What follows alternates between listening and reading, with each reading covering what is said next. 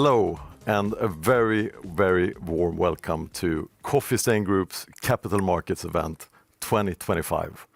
I'm Oskar Eriksson. I'm the head of investor relations at Embracer Group, and I will be your moderator today, taking you through some key insights from some key people at Coffee Stain Group. Very pleased to be here together with Coffee Stain's CEO and co-founder, Anton Westbergh. Thank you very much. And chair of the board, Jacob Jonmyren. Thank you. We will shortly have a brief discussion about the start of Coffee Stain and the time at Embracer and look at what's ahead a little bit. But before that, let us take a quick look at today's agenda and speakers.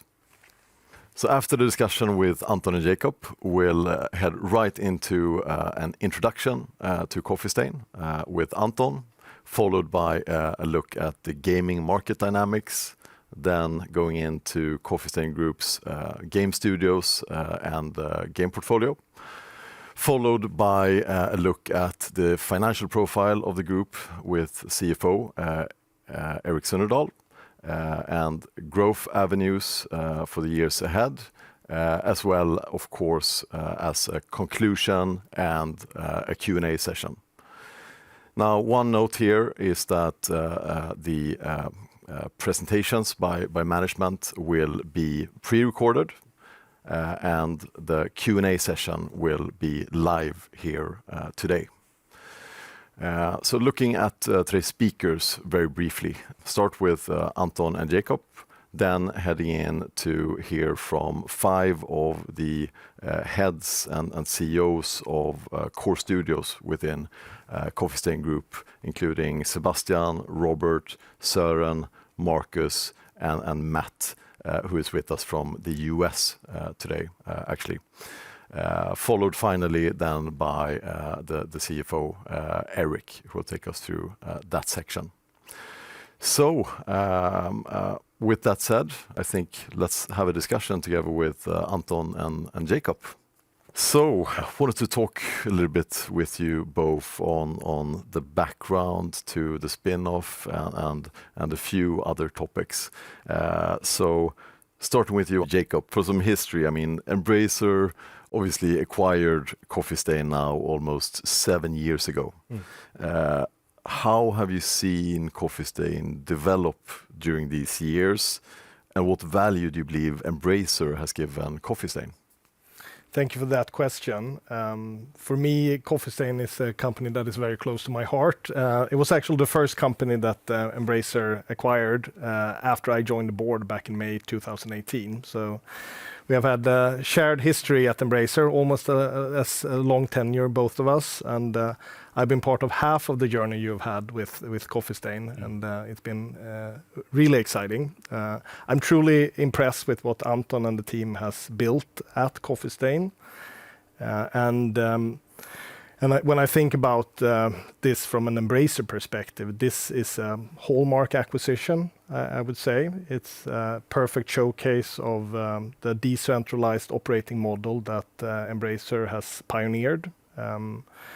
Anton and the team has embarked on an ambitious growth journey, and that journey has been empowered by Embracer and supported by Embracer. The company's generated a significant amount of free cash flow. Most of that cash has actually been reinvested back into the business, new game development projects, more content on existing franchises, acquisitions, and we've taken the company from 2 decent-sized IPs to 6 larger core IPs, number of new studios, and I mean, this is a much more scaled company now than it was 7 years ago. But you managed to keep this unique business culture that was Coffee Stain already back then, and it's still a very important building block for the future, I think. Great, thank you, Jacob. And now, I mean, looking at the spin-off, what's the rationale for the spin-off, and how does this benefit Coffee Stain looking forward, you think? So sorry for being a guy in a suit, but the main objective is, of course, to create shareholder value in the long term. Both of these companies will be able to execute on their core strategies. And by doing that, we will have better chance of success. I also think that these two companies will attract different types of shareholders. So in the long run, the shareholder base for what is today Embracer will be broadened, and that will provide new strategic opportunities, more strategic flexibility. And for Coffee Stain, they will be able to build their own unique positioning and utilize the fact that they're a separate public listed company with their own management, their own balance sheet, their own board of directors. I mean, we had recently a first board meeting, and you can notice we spent a lot of time talking about the future of Coffee Stain, whereas before it was only a portion of the time you can spend on how to make Coffee Stain an even greater company. Yeah, very interesting. Thank you. And turning to Anton, in recent years, I would say the gaming market and the market for developers and publishers has at least partly been challenging. Why do you think Coffee Stain has still performed well, and what do you see ahead? Oh, that's a good question. It's been very turbulent years, I guess, for the whole industry. I think that the success of Coffee Stain mostly comes from things we will go through today in the presentations, and it boils back to how we work. And very important thing is that most people that run Coffee Stain and work in Coffee Stain are super passionate about making great games. And I think that a large portion of that, the problems in the market might have come from large companies that have been struggling a bit with all the changes that we've seen, where there's been everything has changed basically since we started Coffee Stain. We were, I guess, a bit lucky coming in when the marketing focus started to shift away from traditional marketing, becoming more important to be able to show your games through streamers and social media. Also how digital distribution has just kind of not completely taken over, but it's by far the most important. And when we started Coffee Stain, we were already saying that this is what we're going to focus on, and I guess that was a good bet, and it's played out well. But then throughout the years, it's just been the way we've been operating, with the very high focus on quality, making sure that our teams are very engaged, a lot of ownership throughout the organization. That's been really good. And I think also one of the reasons why we did join Embracer was that we really liked the decentralized model, because that's something that we are operating, and I think we are doing it pretty well. So yeah. Indeed, I would tend to agree. And then, I mean, what does it entail in your mind for Coffee Stain to spin off and be a separately listed company? I mean, anything like shared services you will miss out on, or what are your thoughts on that? I think that it's a very interesting situation to be in, and if you asked me a couple of years ago, I would probably not have said that this is what's going to happen. One of the reasons we did join Embracer, looking back, was that we wanted to have a good owner, and we wanted to be part of something bigger. At the same time, we have matured a lot as a company over these years since we became part of Embracer, and I think now we are way more ready to take that step. But I also hope that, hopefully not too much should change with Coffee Stain, and I think it's one of the very important things for me and the rest of the management is to kind of ensure that we maintain the culture that we do have in Coffee Stain, because that's the culture and the way we're doing things is the key to the success. It's going to be different. But we look forward to it. I think this is the third iteration of Coffee Stain. It's like we had the startup phase, we had the phase coming into Embracer. Now we're taking the leap towards the next phase, and I think throughout all of this phase, historically, it's always been interesting things happening. So that's something that we look forward to and see. It's exciting. Exciting times indeed. Thank you, Anton, and few questions more for you, Jacob. Well, I think Anton prepares for the next part of this presentation. So, Jacob, from your perspective, why is Coffee Stain interesting as a standalone company? First and foremost, it's about great people. So Anton described the culture, and I couldn't underline that more. There's a lot of great people at Coffee Stain, not only the central team with Anton and Eric, the studio heads that you'll meet here later today, but across all functions in the group, there are very talented game developers, and that is key. It's a unique business in that sense. The operating model I find very attractive, with a diversified portfolio of core IPs and nimble, creative teams creating new content, creating a very interesting combination. If I think about it, this provides an attractive risk-reward profile with a fairly limited downside due to the stability of the core franchises and the potential for outsized returns on the upside if successful with new games. We all know from this industry that success is far from guaranteed, but when you work with great people and people with a relentless focus on product quality, making great games that are fun to play for a long time, and it's people that have done it before, the chance for success, I think, increases. And I find that very attractive and exciting. Also, I think that as a standalone company, Coffee Stain become an even more natural partner for other up-and-coming indie developers. Today, it's very hard to say exactly how such partnerships will look, how things will pan out. But the fact that you have here now established Coffee Stain as a separate entity, I think will open new opportunities. And for me, I'm humbled and honored to be part of this third iteration that Anton mentioned earlier. And I'm really excited about what I believe is a bright future for Coffee Stain. Fantastic. Thank you, Jacob. Thank you very much. And now, I'll say, without further ado, let's leave it over to Anton for an introduction to Coffee Stain Group. All right. Hey, everyone, and very welcome. Today, I'm going to go through like an introduction here, and I have been CEO since we started the company, so it's been quite a ride.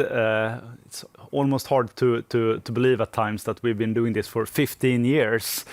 And I'm a passionate gamer, so it's always been like for me a very big privilege to work with something that I really, really like. I don't think that's maybe something everyone is allowed to do. So, and I think that's something that we try to also get through in the whole Coffee Stain Group, is that, you know, it has to be fun, because if you have fun, you make great games. That said, we are going to hopefully give you a little bit more insight into how Coffee Stain works. Small teams making big games for huge audiences. This, I think, catches what we're doing. Coffee Stain today consists about 250 people, so we are quite a lot of people, but most of the teams are small, and we work with many different titles. The games are quite successful. We will talk more about them later in the presentation. But last year's financials, we made about 1 billion SEK in sales, and we have a very healthy 44% cash EBIT margin. Another thing with Coffee Stain is that we have a strong following, and this number is a combination of taking followers across our different games, because the community is something that is super important for Coffee Stain and something we will talk more about. So the group today, as I said, it's about 250 people, quite a bit from where we started when we were only 9. These people are spread across 13 different development studios that range from, I would say, 5 to 30-ish people. And then we have 2 publishing entities, which Coffee Stain Publishing is one of them, and then Ghost Ship has their own. And ultimately, there's a small mother company. So mostly developers, and then some publishing people as well. One thing to already say here is that even though we have publishing entities, a goal for Coffee Stain is to operate as a decentralized organization where we try to push down a lot of the publishing work even through our studios. And hopefully you will understand more as we have went a bit into the presentation. So today we will go into a deep dive on a number of our games, the core games or core franchises. We have more than these, but we only have so much time for today's presentation. So let's focus on the big ones.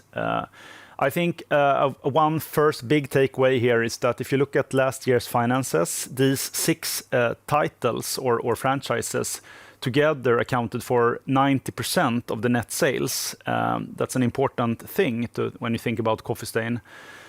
We have a very stable platform that we stand on. And another thing here with these titles that they are all rather mature. They have been around for years, so like none of them are new. So a lot of stable revenues that is coming from these titles. They also are extremely well received from the players, as you can see on these numbers. These are Steam reviews, and they are typically very high. And that's a result of obviously how we put the game quality first when we make our games, but also a lot from how the process works, where we try to involve community and really make sure that we build something that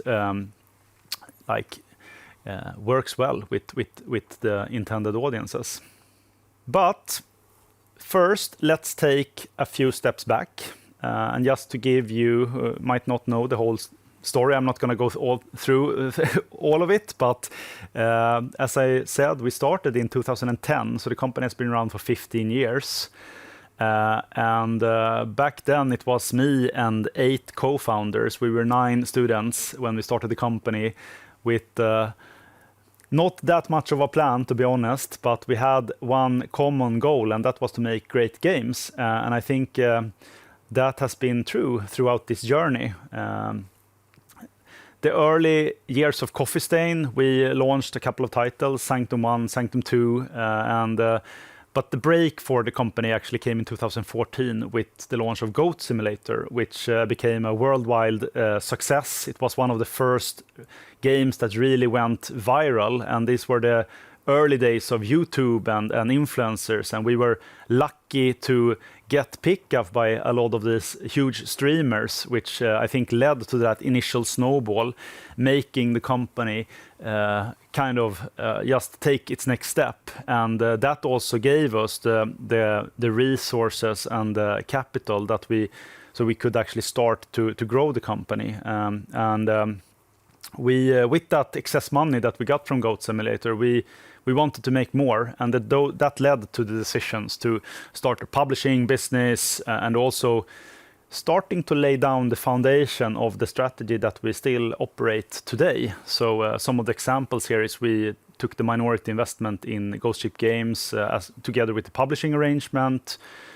We started Lava Potion, and there was a lot of things happening here, but ultimately all those things came together in 2018, which was the big next step for the company when we sold Coffee Stain to Embracer, or THQ Nordic, as it was called at that time.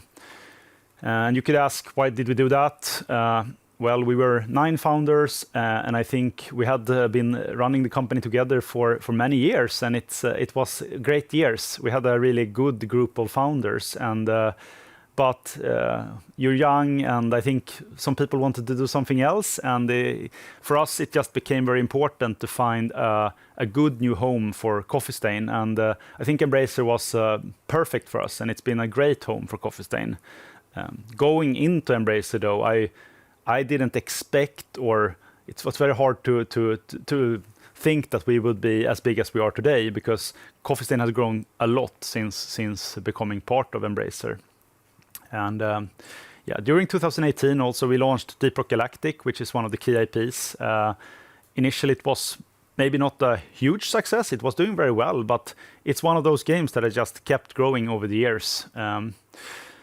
Next big thing was the launch of Satisfactory, which was one of the titles that we had with us when we were going into Embracer, but it was in development at that time. I think for Coffee Stain, it was very nice to go from the Goat Simulator crazy game that didn't take itself very seriously, and then we went into Satisfactory, which is way more of a serious game, although it still keeps a lot of the fun and the creativity and the things that are important for Coffee Stain. But Satisfactory became very successful, launching in 2019, and is today it's one of our biggest games. Next big thing is obviously Valheim, launched in 2021, a game that we will also talk more about. Been crazy successful, coming from a tiny studio.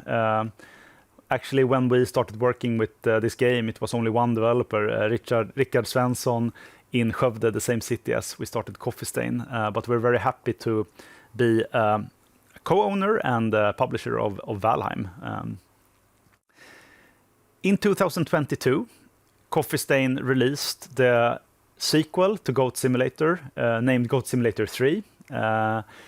Has also been very successful for us, and it's very nice to see that a game that potentially you could think about being this just fun, or like it would die out, it's just, you know, some joke game. It actually has a lot of staying power, and Goat Simulator is one of the biggest and most important franchises for the group today. And then you also have Bloxburg, Welcome to Bloxburg, which is a Roblox game that we acquired in 2022. That game, similar to other games here, is that it was initially made by a tiny team, also Swedish developed, and we bought that and have since formed a whole company around Welcome to Bloxburg. So we now have a team operating that title. And finally, this year, we are very happy that we are integrating Tuxedo Labs with their cool game Teardown, which is a very unique game that builds upon its own technology, which allows them to do things that are very special. And next up, obviously this year is a big year for Coffee Stain. We are again taking the steps to become our own company, and with the spin-off from Embracer Group. It's been some great years, but now we're looking just forward to what the future holds. So let's dive into and talk about the key focus areas for like how we operate within Coffee Stain. Trying to break it down very high level, we do focus primarily on game development. Most of our our organization is dev studios, and then they are supported by these publishing entities and the small mothership. And together, these components create the long-term value or the success of Coffee Stain. So let's dive into it. The actual development can be broken down into these 4 different areas. And it's actually been a little bit of a challenge for us because in the past we have been very, based it on gut feeling and just making great games, but kind of maturing as a company, we have realized that there's a lot of things that we just do. It's been in the walls, but gameplay first, super important. we have our lean, usually very small teams that develop the games, creativity, and then ultimately community, which is an important thing for our game development. So let's start off talking about gameplay first. What does that actually mean? When we approach new game ideas, or even through our publishing, or when we meet with potential partners, I think we spend maybe more time than what people are, or developers are used to talking about the games. For us, it's always about the game and what's fun, how is this going to become something, because we really want to make games that ultimately become successful. It's very fun to kind of get that payoff that people really enjoy what you've been working on. For making games takes very long time. You invest years into making games, and it's a very complex process. So we want to put the gameplay and the product first, and this goes into basically everything that in all our different processes. Another thing is that we usually try to focus on finding things that has a possibility to build a certain amount of depth. Most of our games have a lot of depth, which means that you can invest a lot of time in them as a player. And when players invest their time, that leads to retention and ultimately loyalty in the players. And like for us, it just one of those components that helps make them successful over time. So even a game like Goat Simulator, players spend a lot of time in it, and we think that's very nice to see.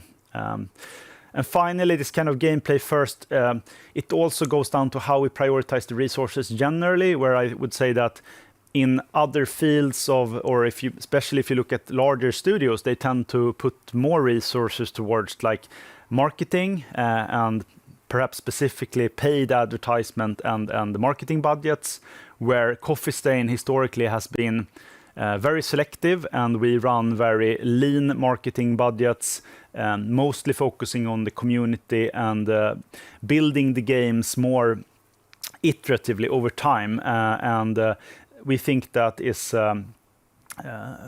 basically better ROI on the investment into the games, as opposed to buying banners or ads. So we focus on the game content first, and that even goes into kind of when we design the games, we try to think about how to avoid pitfalls, because certain technical decisions when you design a game can lead to them becoming more expensive, and we try to keep it gameplay first, focus on that. The second thing with the development process is the lean teams, and it doesn't say small here. I mean, they are usually small, but the whole point is that we believe a lot in what small groups of people together can do, and a lot of that boils back to the kind of creative process. I think a friend of mine has said to me, like it's like playing in a rock band, where making a game is so similar. If you have a bad drummer, that's just not going to work. And I think that very well paints the picture of how it is to make games. Is if you have the right people, ideally a small group of people, you can become more agile and work faster. It's easier to kind of have direct communication and not build up these layers of hierarchy that we are always trying to avoid. So teams usually start very small, and then we grow them over time as the game kind of matures, or when we find validation through community feedback, or ultimately when we actually launch the games, which most often has been through early access, or this kind of, you launch a game that is not fully developed, but with the intention to keep working on it for the long term. And when we are at that point, the teams can usually, they can be big. Ideally, they are a little bit bigger at that point. Like the Satisfactory team, for example, is roughly 30 people now. But then it kind of makes more sense. And this whole way allows us to balance the risk in a way, because we have small teams initially, the investments doesn't become too big. It's easier to kill the projects early as well if we are on the wrong track. And then we have the creativity aspect, which I think is so important. one thing that we, even from when we started Coffee Stain, we were always making sure that we tried to innovate in some sense. I think that one of the main challenges in this industry is that there's a lot of content. There's so much games out there that many games that come out, they seem to be very similar to things that already exist. So making something stand out is super important, and I think obviously Goat Simulator is a great example of that, but even Deep Rock Galactic or Satisfactory for that sake, where we took the kind of hardcore factory simulation and making it in first person was unique, and that helps it stand out. Also, I think recently, generally in the games industry, it's nice to see that creativity is really rewarded, and there's lately been a lot of success from very small teams coming up with these totally quirky new ideas, and they are surprising, I think, a lot of people in the market right now. And it's just a reminder that we need to kind of stay curious and innovate. So creativity is super important for Coffee Stain. And as it says here on the slide, like sometimes when you do things, you open up new niches, and the game market is so big today that if you do something really well, and if you do it in a new niche, it's often enough players there to kind of make it possible to run a business around it. So that's the way we think about it. Finally, we have the community aspect, which is super critical to Coffee Stain, and we usually, or like almost always, like we try to involve the players early. So what that means is that we try to keep our development as open as we can, and we let players in, and then we interact with them. And this is part of the process even before any release or anything, and that helps us both kind of guide and direct our development and make sure that we're on track. But it also helps us with the marketing, because if you release a game that already has an active community, you're setting your stage. It's much easier for the game to be working out well, as opposed to just coming out of nowhere. And I think there's a lot of numbers on this slide, so let's not go into all of them in detail. But the main takeaway here is that all the core games of Coffee Stain's portfolio have pretty big communities following them across various channels, and that's something that we continuously work with through our development teams, community managers, talking directly with the players. And then the other part of Coffee Stain. So talked about the development here, but we also have the publishing and partnerships, which we call it. And the reason why we don't just simply call it publishing is that we have since, even before we joined Embracer, we decided that for the titles that we were going to work with, we would really like to be sitting in the same boat with the developers. So as an example, when we started working with Ghost Ship, we decided that we were going to invest, and we bought 30% in that case in the company. And what that allows us to do is basically be in it for the long run and really kind of say, no, we're doing this together. And it's like helping to balance the relationship where you kind of get the aligned incentives for the long run. So that's something that we really like to do, and something that I hope that we will be able to do in the future as well. And I think it's a natural way of our process when we approach new games and teams, basically, that we always talk about that, because ultimately we believe that there's a lot of value in kind of getting these great developers into kind of into a group and sharing knowledge and everything. So these partnerships can lead to, as it did in Ghost Ship's case, that we actually acquired the full company at a later point. But it's a long process, and I think it's a very good process because it also allows us to kind of reduce the risk somewhat around acquisitions. It can be quite tough otherwise. And then obviously we have the more kind of traditional publishing, where we use that as partly just making sure that we can get our games out on all the platforms and do great business. But it's also a way for us to evaluate new potential titles through pitches that we get in through the publishing teams, but they ultimately can also lead to future cool opportunities for the group. And together, the development and the publishing and partnerships, that's the combined model. And we have seen over these years that it's actually been working out very well, and has been able to kind of deliver very long-term growth, and also less volatility, as opposed to perhaps what you can see in other companies. And this graph kind of just shows that, our games have grown, and I think that they still have a room to grow. And that's one of the things you see today in games market, is that games tend to stay, and it becomes more and more important to have really good games and then keep on building upon them. Because if you look at the top sellers today, they might have been there 10, 20 years ago. So we're in it for the long run.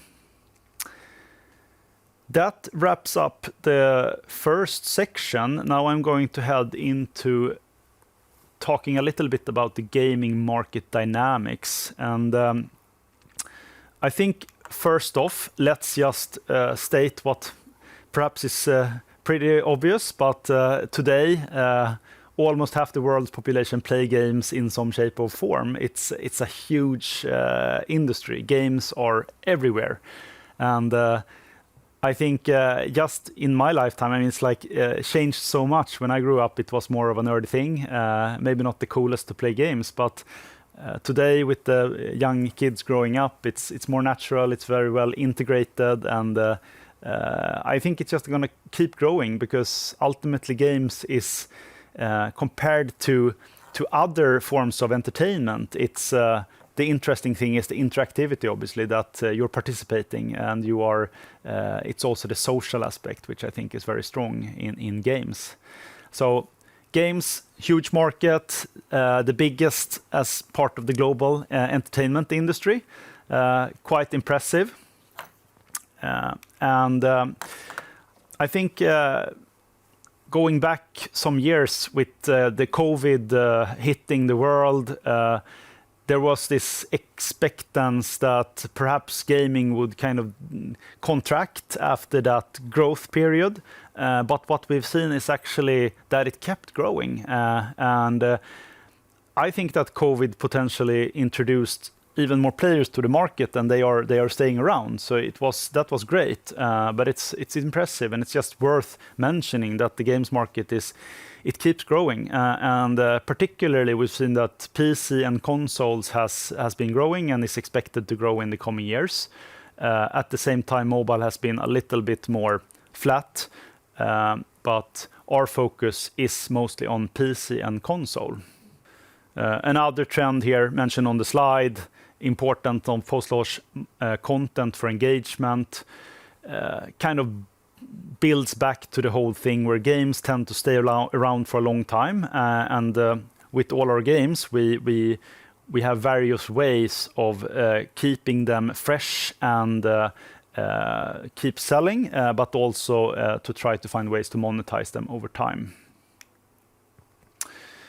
Some other broader things that we see the last years or right now is that consoles are becoming more and more similar to PCs.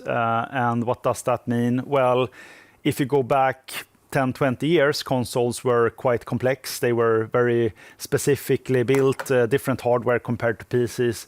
It was hard to approach both from a kind of technical development perspective, but also from the distribution point of view, whereas today they are more or less very similar as a PC. And I would say that now it's more like the expectancy when you buy a console is maybe that it's going to work straight off the bat. You don't expect things to crash on a console, but overall they are becoming more and more like PCs. Then you have cloud gaming, which has been around for some time now, and I think a lot of us were quite skeptical about it because it has a lot of challenges that it's hard to basically be able to give a good game experience with the latency and stuff like that. But we finally start to see it kind of start to grow, and it's interesting where it's and the most interesting thing with it is that it lowers the barriers of entry, where people who might not have access to hardware at all, they just have a TV or a tablet or whatever, any device basically could serve as a gateway to be able to play high-end games through cloud streaming. So what we see here is that will likely be geographical expansion, and the hopes obviously that those players who might get introduced through these new platforms might later point also become kind of more core gamers. And then obviously you have AI. We had to mention it during the presentation, otherwise it might be strange. It's very interesting to follow how AI is impacting everything right now, and I think for game development generally, it opens up a lot of potential for making, tools are becoming so much better, and ultimately I think this plays well with how we do things at Coffee Stain, where we are usually small teams. So we just look at it, and we are very curious and keen on how to kind of utilize this as a tool in our portfolio. So that said, all is not maybe just great with how the gaming market is. It's obviously growing, but it's also very competitive. And the last years, you just see it's more and more games. It's becoming quite saturated, and there's probably been more games failing lately because of that. There's been a lot of investment going into the games the last years, and tools are making it easier. Today, you can just sit in your basement and build games with these great engines. So the amount of content that gets out is just, it's massive. And for us as a publisher and supplier of content to the gamers, the challenge is obviously how to kind of break through in this huge mass of releases that also compete with the older games.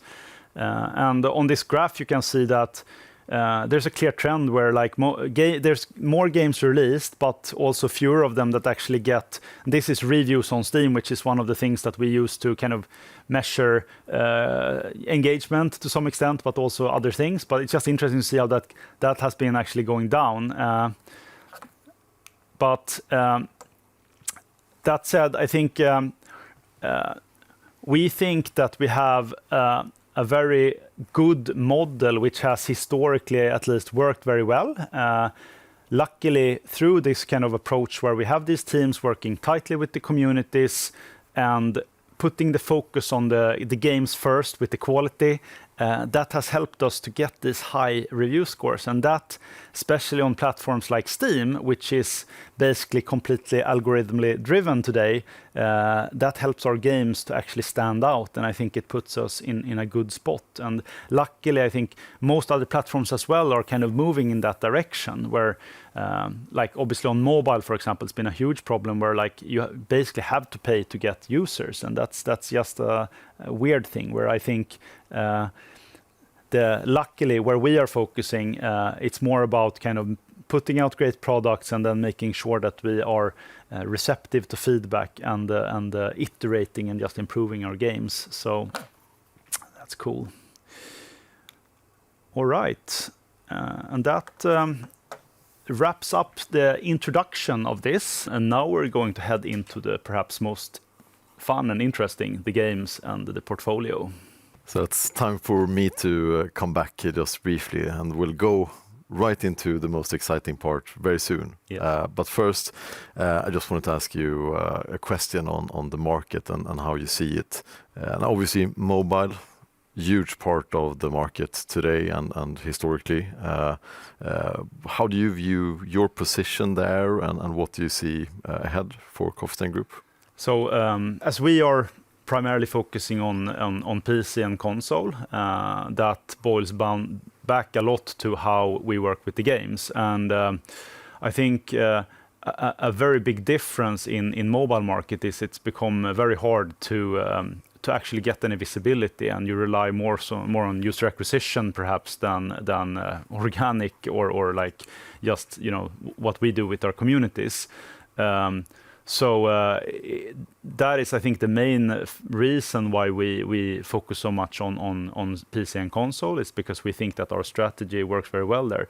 That said, we do mobile games as well, and like most of our games are, especially the bigger ones, we try to get them out there in some shape or form. And the way we look at it is more as a way to just get more exposure to them. So it's not necessarily where we drive the business, but we pay attention, and like, who knows? It's not like we're ignoring it, but it's not a main prioritization for us. Okay, so and now looking at the next section, tell us why these 6 IPs and studios that we'll dive deeper into today. So these games that we will talk more about now are obviously the key IPs for Coffee Stain, and as I mentioned before, they make out about 90% of last year's sales, and they are pillars to our business. So we will go into each one of them individually, and you will have the chance to meet the studio heads or the ones that lead these teams, and they will give you a very more thorough rundown of them all. But just briefly, obviously, we're going to start with Goat Simulator, the game that kind of started it all, followed by Satisfactory, our amazing factory simulation game. And then we're going to take a look at Deep Rock Galactic, made by our friends down in Copenhagen. And followed by Teardown, which recently became part of the group, which I'm very happy about, which are doing their things a bit differently with their own technology, which is really cool, allowing them to do things that is very tough for other developers generally, I would say. And then we're looking at Bloxburg, maybe standing out a little bit in the Coffee Stain portfolio, but shares a lot of similarities with it's actually one of the biggest games that we have in terms of users. And lastly, I'm going to give you a rundown of Valheim. So it's the key IPs. Let's dive into it. So should we welcome Sebastian Eriksson to the stage?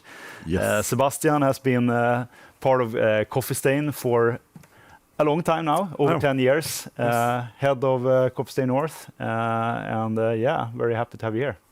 Thank you so much. Okay. Hello, everyone. My name is Sebastian, and I am the CEO of Coffee Stain North. We are based in Stockholm, and we are most known as the wranglers of the Goat Simulator IP and the creators of Goat Sim 3. So our studio was founded 12 years ago as Gone North Games, but within a year or so, we started to work with Coffee Stain on the Goat Simulator franchise. And obviously, Goat Sim is the game that started as a joke and ended up being a global phenomenon. And our team has always felt a very good connection and kinship with the good people at Coffee Stain. So when we decided to rebrand and become a sister studio, it felt very natural to us. And today I'm standing here as the proud first member of what became the Coffee Stain Group that we are presenting for all of you today. And ever since, our mission as a game developer has been to create unique, fun, and unpredictable experiences that stand out in an increasingly populated industry of great games. But let's talk a little bit more about Goat Simulator. So you would expect that a game with a name like that would be only about goats. But the reason that people stay is that we provide physics sandbox that has no fail states and no game overs and almost no rules. We really try not to limit what the players can do in this game. And in turn, they break this game in the most hilarious ways possible. And the chaos that this all results in is what our players enjoy the most. And this is obvious by our great review scores on Steam and on other consoles as well. So, since 2014, when the first game was released, the Goat Sim franchise has garnered 1.4 billion SEK in net sales. And we have reached millions of players on a myriad of platforms, everything from PC, console, mobile, to subscription services. And managing this type of global franchise and success usually takes a lot of people. But we have managed to keep our team really small and the overhead reasonably sized. And part of this is due to the close partnerships that we have formed during the years with several other studios, where we can temporarily scale our team when we, for example, need to launch the game on a new platform, while also letting the core team focus on what they do best, which is creating great content for the game. And speaking of content, if you've lived under a stone, or if your algorithm has deprived you of goat memes in general, or Goat Simulator in particular, here's a little tease of what you have missed.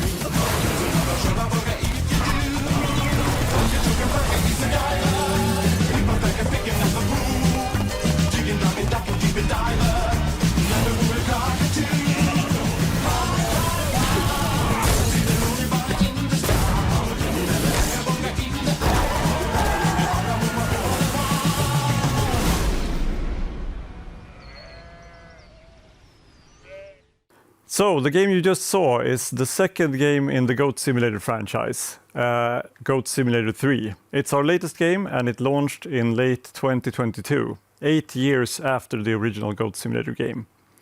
And since then, we have delivered a lot of content, both free and paid, and I'm happy to say that last year was our most successful to date in terms of organic sales. So the premise of Goat Simulator is pretty simple. What happens if you take a pretty normal real-world situation and then you add a goat to that?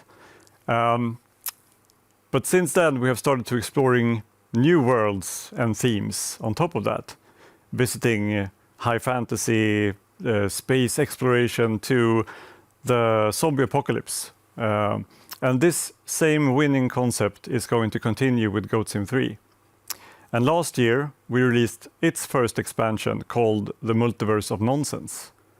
In it, no parallel universe is left untouched, and we shrink the player down to fit inside of a capybara to wage war on its kidney stone.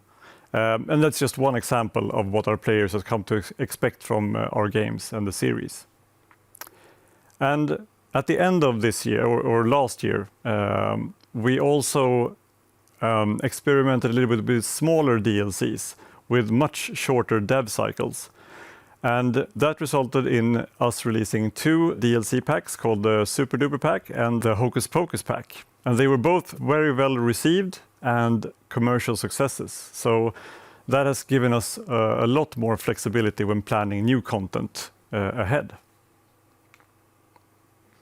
And talking about what is ahead of us, and I want to touch on some key areas of focus for us. First off, we've already talked a bunch about DLCs, but I want to really hit home how important that has been for the long-term success of the series and the game. It does not only serve the existing player base, giving them a new opportunity to support the game development of the game by buying new content, but we also attract new players by exploring new and fun themes. It also helps the game stay relevant, and it increases the value of every platform that we decide to bring the game to in the future. And speaking of platforms, we're always open to exploring new ones. Any platform where we feel like we can find a new or extended audience for the Goat Simulator franchise. And it could be hardware, it could be a subscription service, it could be a streaming platform. It really doesn't matter. And last year, we actually debuted the game on several new platforms, such as Steam, Nintendo Switch, the PS4, and Xbox One. And last month, in October, Goat Simulator 3 was the game of the month on the PlayStation Plus service. And we continue to do really well on Xbox Game Pass. So naturally, we are always in talks with partners about bringing the game to their services and platforms in the future. And over the years, the Goat Sim franchise, or the experiment that was Goat Sim, has actually grown into a full-fledged franchise. And it now has a name recognition that transcends both age groups and media preferences. And we see a lot of opportunities to build that brand even further. And last year, while celebrating more than 10 years of Goat Simulator, we launched several such pilot initiatives with everything from new merchandise to a physical card game to a digital pinball table. And you could also see Pilgor the Goat being featured in other big franchises like Fortnite and Catan of board game fame. And finally, we feel that Goat Simulator is the proof of what can happen when you dare to think differently. And Coffee Stain North will continue to drive experimental game design forward, be it through adding content to existing games, future Goat Simulator projects, or another game that nobody asked for. But let's take it back a little bit to the near term again. We always try to embrace the chaos and the playfulness that the franchise has become synonymous with. And we try to let that guide everything that we do with the IP. Be it anything from telling players that they should probably spend their hard-earned cash on a real goat instead, to getting away with naming the second game in the series Goat Simulator 3. We feel like the track record shows that creativity, humor, and community engagement can drive long-term success without following the traditional industry models. And we are ending this year strong with another DLC coming for Goat Sim 3 just in time for the holidays. In just a couple of days, actually, Sand will go everywhere when we launch Badlands Furry Road on November 19th. And this DLC lets Pilgor visit the end of the world in the most post-apocalyptic Goat Sim DLC yet. And before we close this presentation and I hand off to Robert from Coffee Stain Studios, and we kick off another decade of Goat Simulator, I want to show you a small tidbit from Badlands Furry Roads.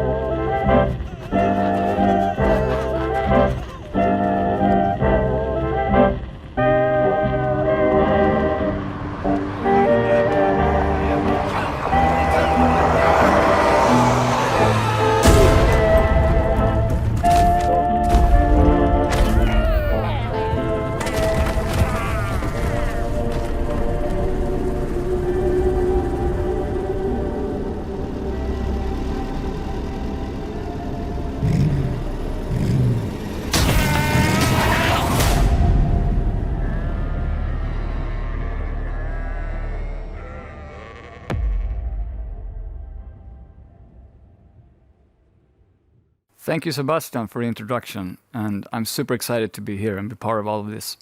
My name is Robert Lasic, and I am the studio manager over at Coffee Stain Studios. We're located in Skövde, kind of stuck in the middle of Stockholm and Gothenburg, and that is the place where everything started 15 years ago, where Coffee Stain was founded. Over the years, we have released multiple titles, but today I'm here to talk more about our latest success, that is Satisfactory. So what is Satisfactory? Well, at the core of it, it's a first-person factory building game. As a player, you land on a foreign planet, you get to explore it, mine for minerals, refine them, and build complex machineries and factories, all connected by miles of conveyor belts. We released it into early access back in 2019 on PC, and it really has been a huge success for the studio since. I am extremely proud of our very high rating of reviews, specifically on Steam. We have a 97% positive rating, and that comes from more than 200,000 gamers. And our average playtime is close to 96 hours, which is just truly amazing. And all of this was accomplished by a team that is reasonably small. Currently, we're 31 developers allocated to the project. But instead of just me talking, how about we have a look at the trailer to get an even better idea of what the game is about.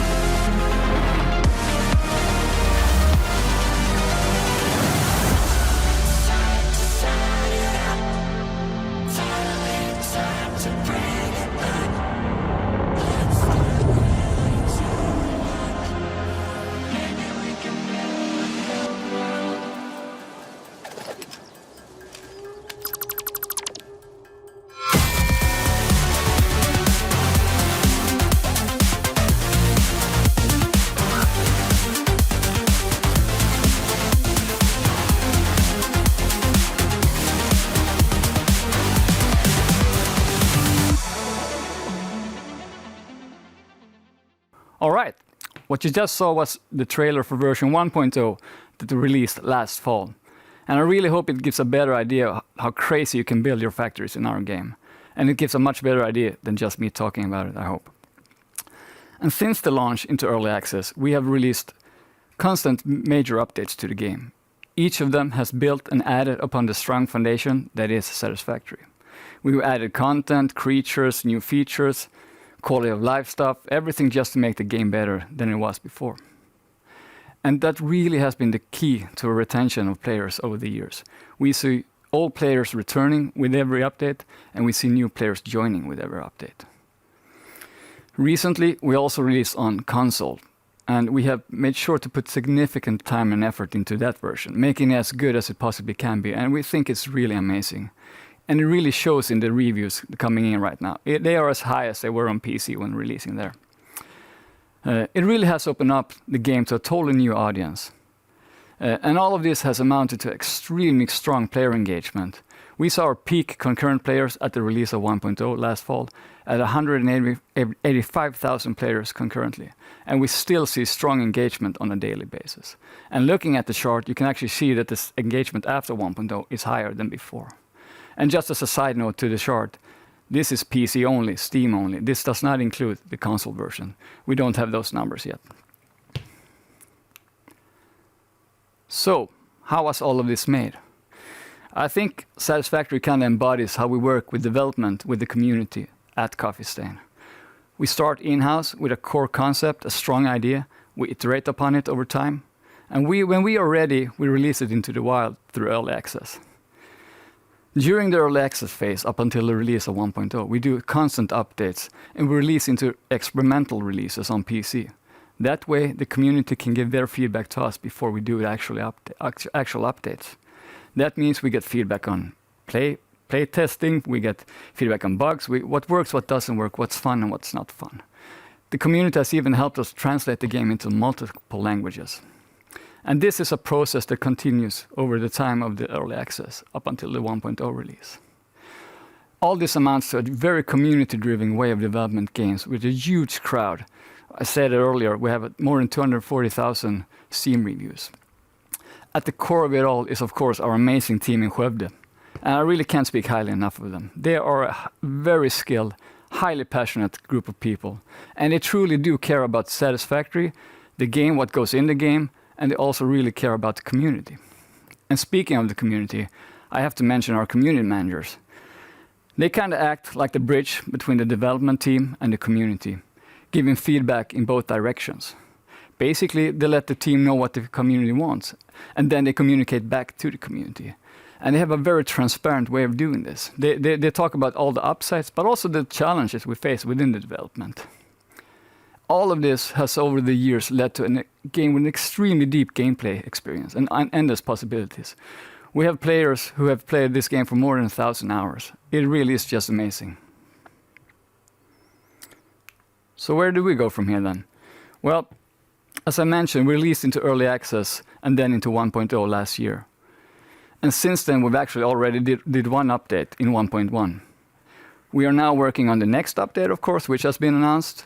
And over the time, we will continue doing these updates and utilizing the experimental branches that we can on PC.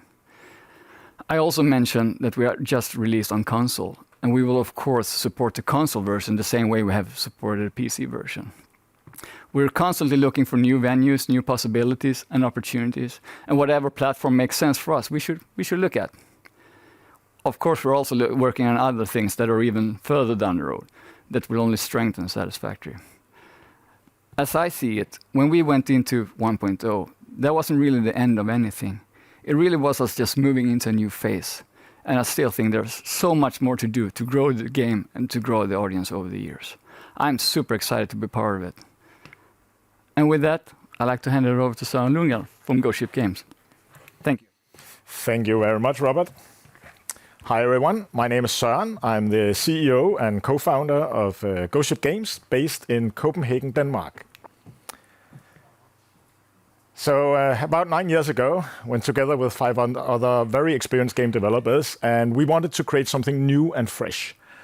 We wanted to combine the cave exploration from a game like Minecraft with the cooperative shooter, like Left 4 Dead, and that resulted into Deep Rock Galactic.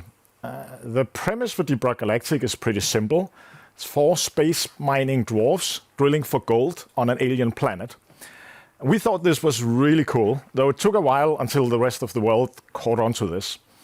So back in 2018, when we released Deep Rock Galactic into early access, it didn't really blow up like a major game release. But over the years, it has slowly sold more and more units, reached more and more players, and have now generated more than 1.2 billion SEK in revenue and reached more than 11 million units sold. The players, they keep coming back for this game. They really love the game. They leave positive reviews, and they see the game as like a lifestyle, a hobby, even an identity. But maybe we should just take a look at the game before I continue.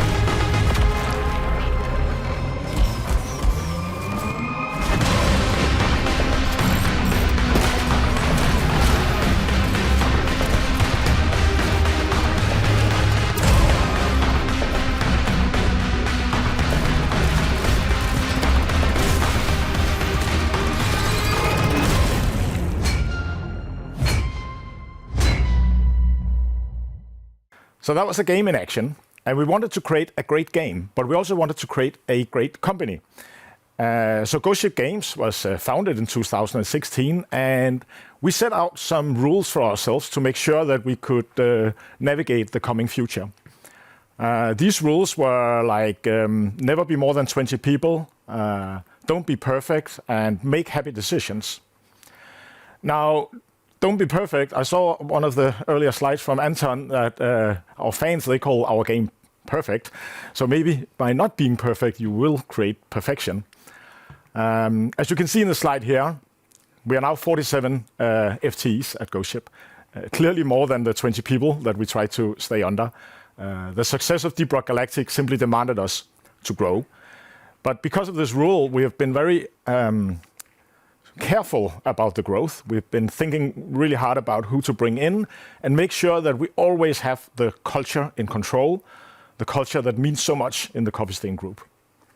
Make happy decisions basically means, of course, you always want to make good business deals, but we really want to work together with people we like and love and that we admire or can get inspiration from. And with Ghost Ship collaborating with Coffee Stain, that's definitely what happened. In Denmark, we are kind of envious on the extreme success of the Swedish game industry. And I really wanted to figure out what is this secret sauce that is happening in Sweden. What are you drinking here? And what we realized, or I realized, was that one of the many components to this is that in Sweden you keep investing back into the industry. You keep the success goes back into the newcomers. So inspired by this, we at Ghost Ship have been investing heavily back into the Danish game industry and helped and still helping other developers reach success. And we've also been part of forming an actual association for the Danish game industry. So back in 2016, when we started working on the game, co-op games were not as big as they are today. We realized there was probably a demand in the market here, and we just really wanted to make the best co-op game, the best co-op shooter ever. To help us do that, we coined the term co-op first, which of course means that we focus on collaborative gameplay in the game itself, but also between the team members and between us and the community. We really wanted to build a community alongside this game. We wanted to try open development, which to us means not having any secrets or very few secrets, being very transparent, and involve the community as much as possible. Back then, we didn't really know how critical that would actually be to our success. The community aspect is definitely what has brought Deep Rock to the high level of success it has today.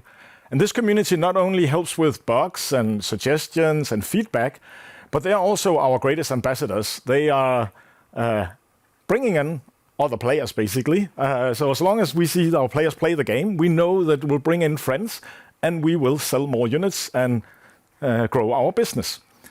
Today, Deep Rock Galactic is as much owned by the community as it is by us. And we really respect that. Now, to tie the community and the game together and this cooperative aspect, we knew we needed to create something that would help our fans recognize each other out in the wild, but of course also communicate inside the game. So we invented this simple emote called Rock and Stone, where you bring up your pickaxe in a salute to other players. And depending on context of when this happens in the game, it can mean many different things. And this saying of Rock and Stone has transcended the game now. It's something where if you go into any kind of social media forum and you type Rock and Stone, you will see Deep Rock fans coming out and replying you in kind and says, Rock and Stone! And the tribe kind of finds itself there, recognizes each other. And it's a really, really strong way for our players to feel identity with the game and their hobby. This culminated recently when the real-life heavy metal band, power metal band Windrose out of Italy, they reached out to us and wanted to make a tribute to Deep Rock Galactic and to the Rock and Stone emote. And they made a song about the Rock and Stone emote. And they touring the world now with this song. Even gave a visit to our office and gave an acoustic concert, as you can see in the picture on the right here. And this has been like an amazing experience for us to see how our little game is now impacting lots of players, but also lots of fans of a band like Windrose, and see them chanting Rock and Stone at a concert is just surreal. Now, we released Rock and Stone released Deep Rock Galactic back in 2020. The full release was on Steam and Xbox. But we were far from done. We wanted to add much more into the game, and we did updates after updates. But coming to update 35, we realized that's maybe not the most sexy way to sell that. So we looked at live service games out there, the successful ones, and realized that we could do a season, we could do a battle pass, but in a very consumer-friendly way, the way that we're treating our fans and our players, and release season 1 to great success. It surpassed our initial launches, both in player numbers and revenue. And a year and a half ago, we released season 5, and it once again, as you can see on the graph, broke all our records. With season 5, we also had to tell our fans that we needed some time to work on spin-offs for Deep Rock Galactic. And they took it very nicely. They've been very patient, but as you can see on the graph as well, of course, player numbers slowly go down. The good news is that we just announced that we're returning to Deep Rock as well with season 6 in full development. It will release in early 2026. It's being developed in collaboration with another Danish game studio, Invisible Walls. It's also part of the Coffee Stain Group. And we're very excited to see everyone coming back to their favorite franchise. Now, speaking of franchise, this is how we see Deep Rock now. It's not only a game anymore. We can do so much with this universe that just keeps inspiring for more ideas and more games to make. This started out with an adaptation to a board game, which we've done in collaboration with Mood Publishing from Copenhagen. There we did a Kickstarter that reached almost 20,000 backers and 2.5 million euros, still making it one of the biggest Kickstarters in Scandinavia. And then about 3 years ago, we got this slightly crazy idea to combine Deep Rock Galactic with the emerging genre of survivor-likes. This was popularized by Vampire Survivor. And we got in contact with Funday Games from Denmark, and they developed Deep Rock Galactic Survivor that launched in early access last year and 1.0 this year. And its early access launch quickly surpassed anything we did with the launch of Deep Rock. Once again, proving our players, they really crave for more content in our Deep Rock Galactic universe. And now we're bringing Deep Rock Galactic Survivor to more platforms. So recently Xbox, last week it was mobile, and we'll look to more platforms in the future as well. Internally at Ghost Ship Games, we are cooking on our own spin-off called Deep Rock Galactic Rogue Core. This is a slightly more hardcore take on Deep Rock, where we demand more of the players. It's more deep, you can say, in terms of what happens during the missions. And we expect to release this in early access in the first half of 2026. It's already very popular among our fans. We're running playtests and only letting in a small select amount of people. And we're very, very excited to release this game next year.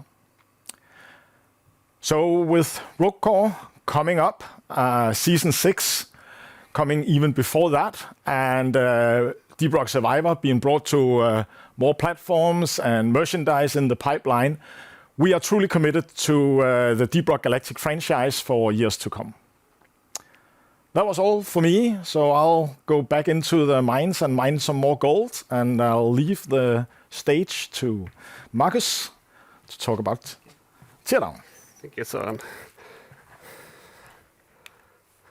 Hello, everyone. My name is Marcus, and I'm the CEO of Tuxedo Labs, the creators of Teardown.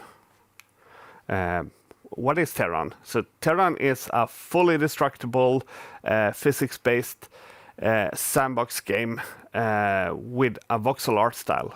And what does it really mean? Well, to begin with, the art style is voxel-based, which means that the entire world is built of small cubes, similar to another Swedish hit game. But I think the similarities stop there, because we are a physics-driven game with a fully destructible environment, which gives a very immersive experience. For instance, in this image, you can take the crane, lift the shipping container, and smash it through the wall of the building, and that will make a big hole in the wall. And who wouldn't want to do those kind of things? Teardown was created by Dennis, our CTO, who is also the founder of Tuxedo Labs. And it was released on Steam in 2020. So it's 5 years old, and it's been praised by fans and media alike. It's been very popular, and we have seen great success with it. And sales have risen year over year as well. So, but I would like to show the game to you. So let's run the trailer.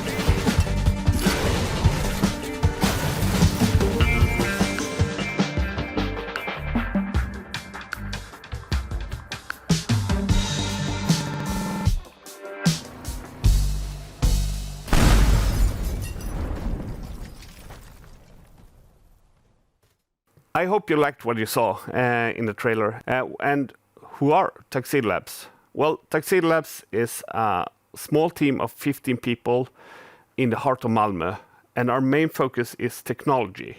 We like to build games from scratch, which means that we don't use any commercial game engines. We build everything from the ground up with C++ as a foundation.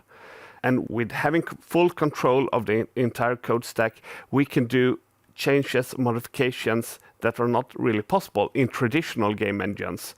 So we can do things that stand out in a specific way.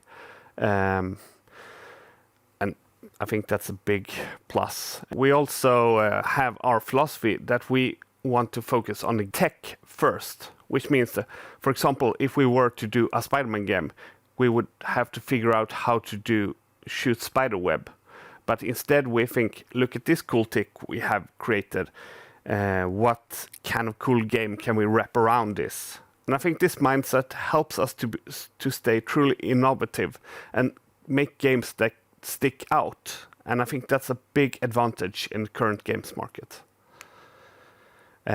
And I think Teardown is the perfect example of this. The destructibility and the chaos that comes from it is hard to pull off in any traditional game engines. And that proves that creating our own tech can alter different game styles than other games. Teardown you can play with the main campaign, where you perform heists for shady characters throughout the storyline. And it's actually very fun to do heists in this destructible game, where you can be very creative on how to pull off the heist in the best way possible. And you can see on YouTube enormous ways that people have been creative in solving these heists. Or you can just play around in the game and play around with the physics and the destructibility, which is also very fun. Or you can play any of the DLC campaigns that we have released. I would like to speak a little bit about art style as well. I really like the contrast between the blocky voxels and the realistic lighting. The lighting itself is very special. We use something called ray tracing. Most games these days use ray tracing for visual effects and reflections, but we use ray tracing for creating the entire scene, which gives us a very high quality in the visuals and the lighting and the visuals overall. Ray tracing is, from the beginning, a non-real-time technology that are used in movies. And a movie can put a few hours into creating one image because it's not real time. But games are real time, on the other side. And we need to create 60 images per second. And I feel like it's really great that we can use this ray tracing technology to get as high quality as possible on our visuals.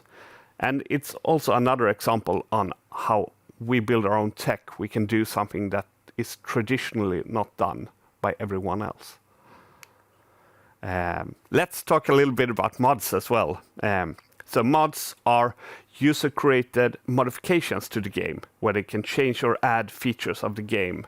And then other users can download these modifications and play them in their game. So Teardown has over 10,000 mods created by our amazing community, and the number is still growing fast. We have characters, we have full games within Teardown, other games that are created as mods. We have tools, a lot of different tools and weapons. We have almost any imaginable vehicle you can think of. And we have maps as well. So in this image, for example, we have the medieval fantasy castle here, which is a modern map. And it's very different from the main game of Teardown. And that proves how you can transform the game into anything you want and play it the way you want to play it. And since the launch, we have done a lot of updates. For example, the modding support that I just talked about, that was added as an update to the game after the launch. We have added PS5 support, we have added Xbox support. We've actually doubled the main campaign when we released campaign part 2. We've added characters, animations, visual effects, and free DLCs as well. And we are not finished yet, because soon we are releasing multiplayer. Multiplayer, you can play Teardown together with your friends or with strangers. And the interesting part about multiplayer is we have tied this very tightly to the modding support, which means that the multiplayer experience can be experienced in modded content, which means that you could technically play Capture the Flag in the medieval fantasy map that I showed earlier. Another thing that's also interesting here is that we have tied it, our gameplay support is tied, multiplayer gameplay support is tied into the modding support as well. So if we don't create the perfect gameplay experience in multiplayer, someone in the modding community might do that. And I know that actually there are a few modders already that are started to work on multiplayer game modes before we have even launched this. So I think multiplayer will give us enormous potential to having fun together. Tuxedo Labs is one of the newest additions to Coffee Stain, and feels like we have finally come home. Coffee Stain understands the importance of creating great games. They understand that it takes a lean team to be truly creative, and they understand the importance of the community, something that Tuxedo Labs also think is very important. Going forward, we always listen to the community, so we drive the game in the right direction. And I think multiplayer will open up a lot of new possibilities for the game. And I cannot wait to show you all the other things we have brewing in the lab. Thank you so much for listening. Now, handing over to Matt at Coffee Stain Gothenburg. Thank you, Marcus, for handing it over to me here in the US today. Hey everyone, I'm Matt, the studio manager of Coffee Stain Gothenburg. I'm thrilled to introduce you to, or should I say welcome you to, our game Welcome to Bloxburg, and share more about our journey, the team behind it all, and our strategy. Welcome to Bloxburg, or Bloxburg for short, is a long-standing and beloved life simulation and role-playing game on the Roblox platform. Players immerse themselves in our open virtual world where they can create their own homes, stories, and experiences. Bloxburg is what's considered a live ops title, meaning that it's continually evolving. We deliver regular updates year-round, including new furniture, gameplay features, locations, and themed seasonal content to keep our players engaged and inspired. Here's a brief video showcasing our virtual world of Bloxburg.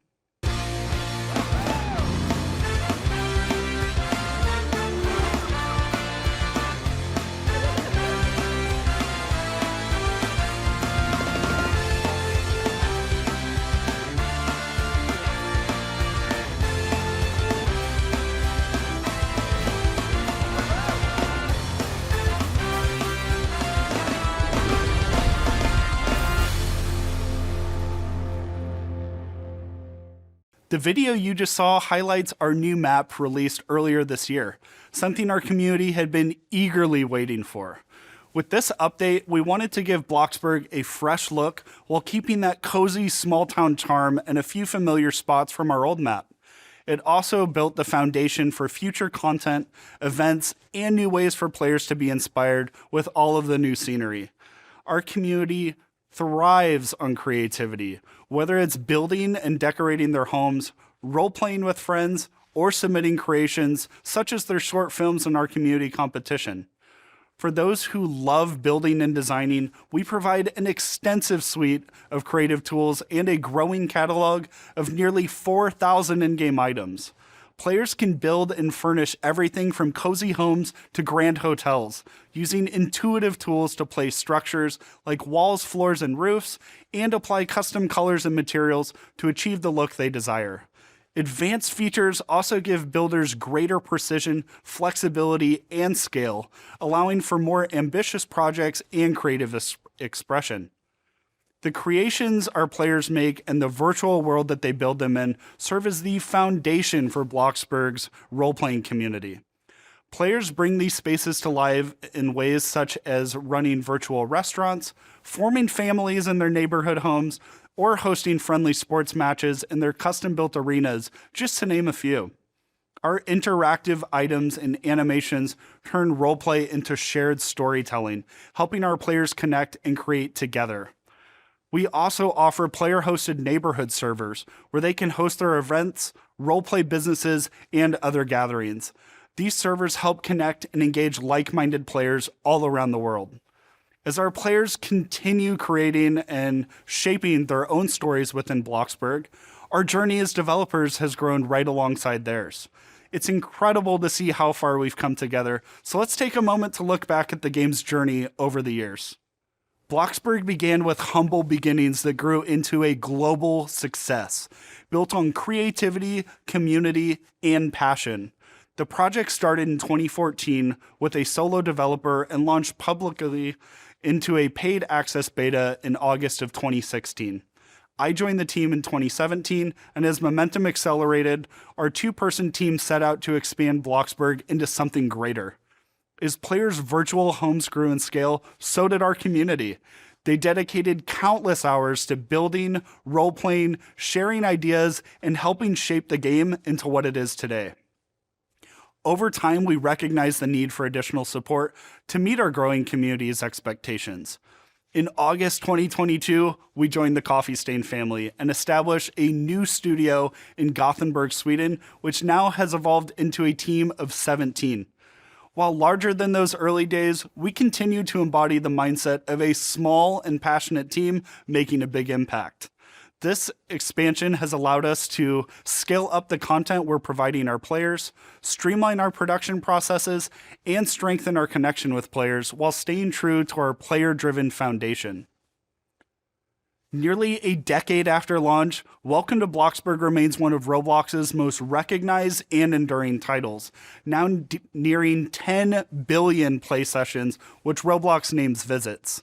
Today, we engage around 10 million players per month and nearly 1 million daily active users. Roblox as a platform allows our users to connect cross-platform on iOS and Android phones and tablets, PC, and the PlayStation and Xbox consoles. Over the many years we've been around, Bloxburg has received multiple Roblox Platform Awards, now known as their annual Innovation Awards. Some of the awards include Best Role-Playing Game, Favorite Updated Game, Most Returning, and Best International Hit, reflecting the game's quality, immersion, and connected community. Now I'd like to walk you through how our game is built to give players a great experience while also functioning as a sustainable business.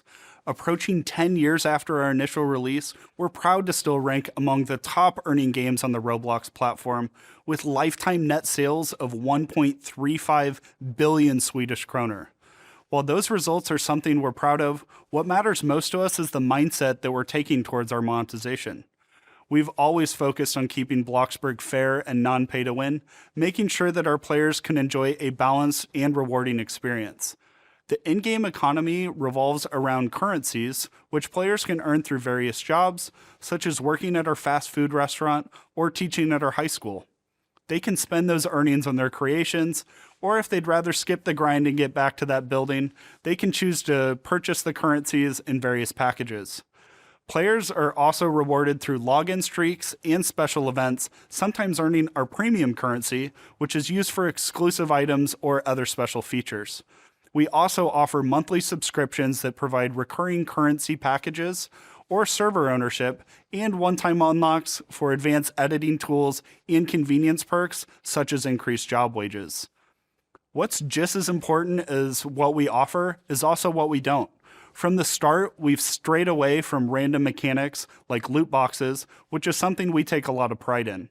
Like any long-running game though, our revenue story has changed over time. So let's take a look how those trends have evolved and what they tell us about our players, the platform, and our priorities moving forward. While we've had many accomplishments to celebrate, it's no secret that Bloxburg has seen a decline in both player activity and revenue in recent years, and we want to be transparent about the main reasons why. Now in its 9th year, Bloxburg operates in a vastly more competitive ecosystem.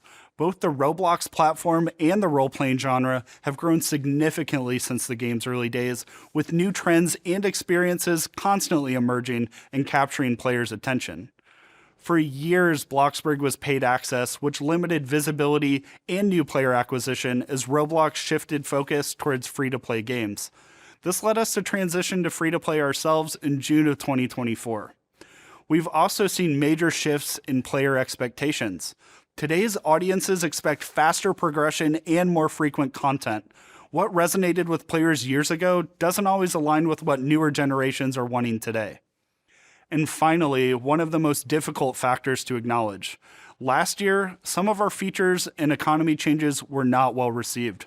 Those updates negatively impacted players' trust and confidence in our team. Last fall, we did revert those changes, and we've been working to rebuild our connection with our community since then. While the last few years have brought their challenges, we've seen them as valuable lessons that have shaped how we move forward, and they have given us a better understanding of our players, their expectations, and how we can better serve them. So next, I want to share what that looks like with our strategy for the future and how we're planning to bring fresh energy and momentum back into Bloxburg. We're taking meaningful steps to better position Bloxburg for long-term success by strengthening our ability to serve players, stabilize revenue, and reestablish the game as a leading title on Roblox. Our first focus is on our people. Last year, I stepped into the studio manager role, which has allowed me to use my long-term understanding of both the game and the Roblox platform, as well as a long-standing relationship with our players to drive our planning and decision-making. This has also included expanding our team strategically. We've also partnered with external developers to accelerate key features, allowing us to deliver more content while balancing our resources. Rebuilding player trust also remains a top priority. This year, we released 2 of the most highly requested features, with our team delivering the brand new map that you saw earlier, and a high school featuring immersive gameplay developed by one of our external partners, both long awaited since the early days. On the communications front, we're placing greater focus on our transparency and player engagement and have seen great results so far on our social channels. We're also working to create more ways for players to share their feedback to better align ourselves with what content they would like to see and what issues they might be facing in our game. We're also focusing on our content and production processes to deliver content more efficiently, maintain quality, and better align with player expectations. We're approaching this thoughtfully and sustainably, taking careful steps to ensure that both our team and community can adapt to this at a healthy pace. And lastly, I touched on some of these elements throughout today's overview, but we are also focusing on modernization. We're refreshing our core gameplay systems to better connect with today's audiences, including user interfaces, audio, and our progression systems, just to name a few. Guided by creativity and our passionate community, we're shaping a bold new chapter for Bloxburg. We're proud of everything that the game has achieved and so excited for what's next. Thank you for listening today. Now I'll hand it back over to Anton to share more about Valheim. Thank you, Matt, so much. Let's now talk about the last game in the core portfolio, Valheim. Last but not least, I would say, it's actually the biggest games in terms of how well it's been going. It's a crazy successful title, and Valheim is one of the games that we publish. So it's not a game that Coffee Stain owns and the IP of. It's owned by the development studio, Iron Gate Studios, which is a small studio coming out of Skövde, the same city as Coffee Stain started. And Valheim has, I think most of you probably know it, but it was this little Viking game launched in 2021, and it really took Steam by storm when it launched. Had a crazy initial launch. This was in the midst of COVID, and at its peak, we had 500,000 concurrent players in the game, which is just mind-boggling. And since then, the game has total sold now over 16 million copies, and it's still in early access. And similarly to the other Coffee Stain titles, it also holds extremely positive reviews, which we are very happy about, and also very high engagement with impressive game time, where people spend on average 66 hours, which I think is pretty crazy. So let's take a look at the trailer for those who haven't seen Valheim yet.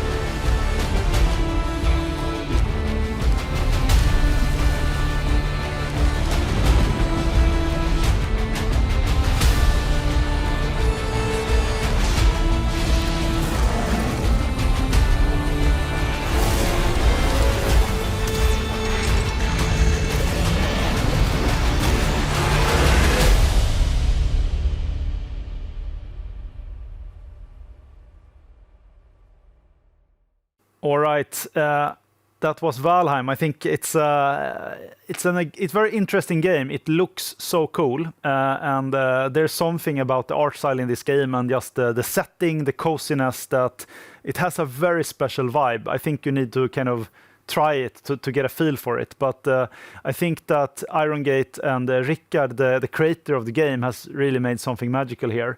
And just to give you a little bit more context there, when we started to work with Iron Gate on Valheim, it was actually only Rickard, so one guy who had made basically the entire game himself, which I think is also so cool to see that that's possible in this industry. And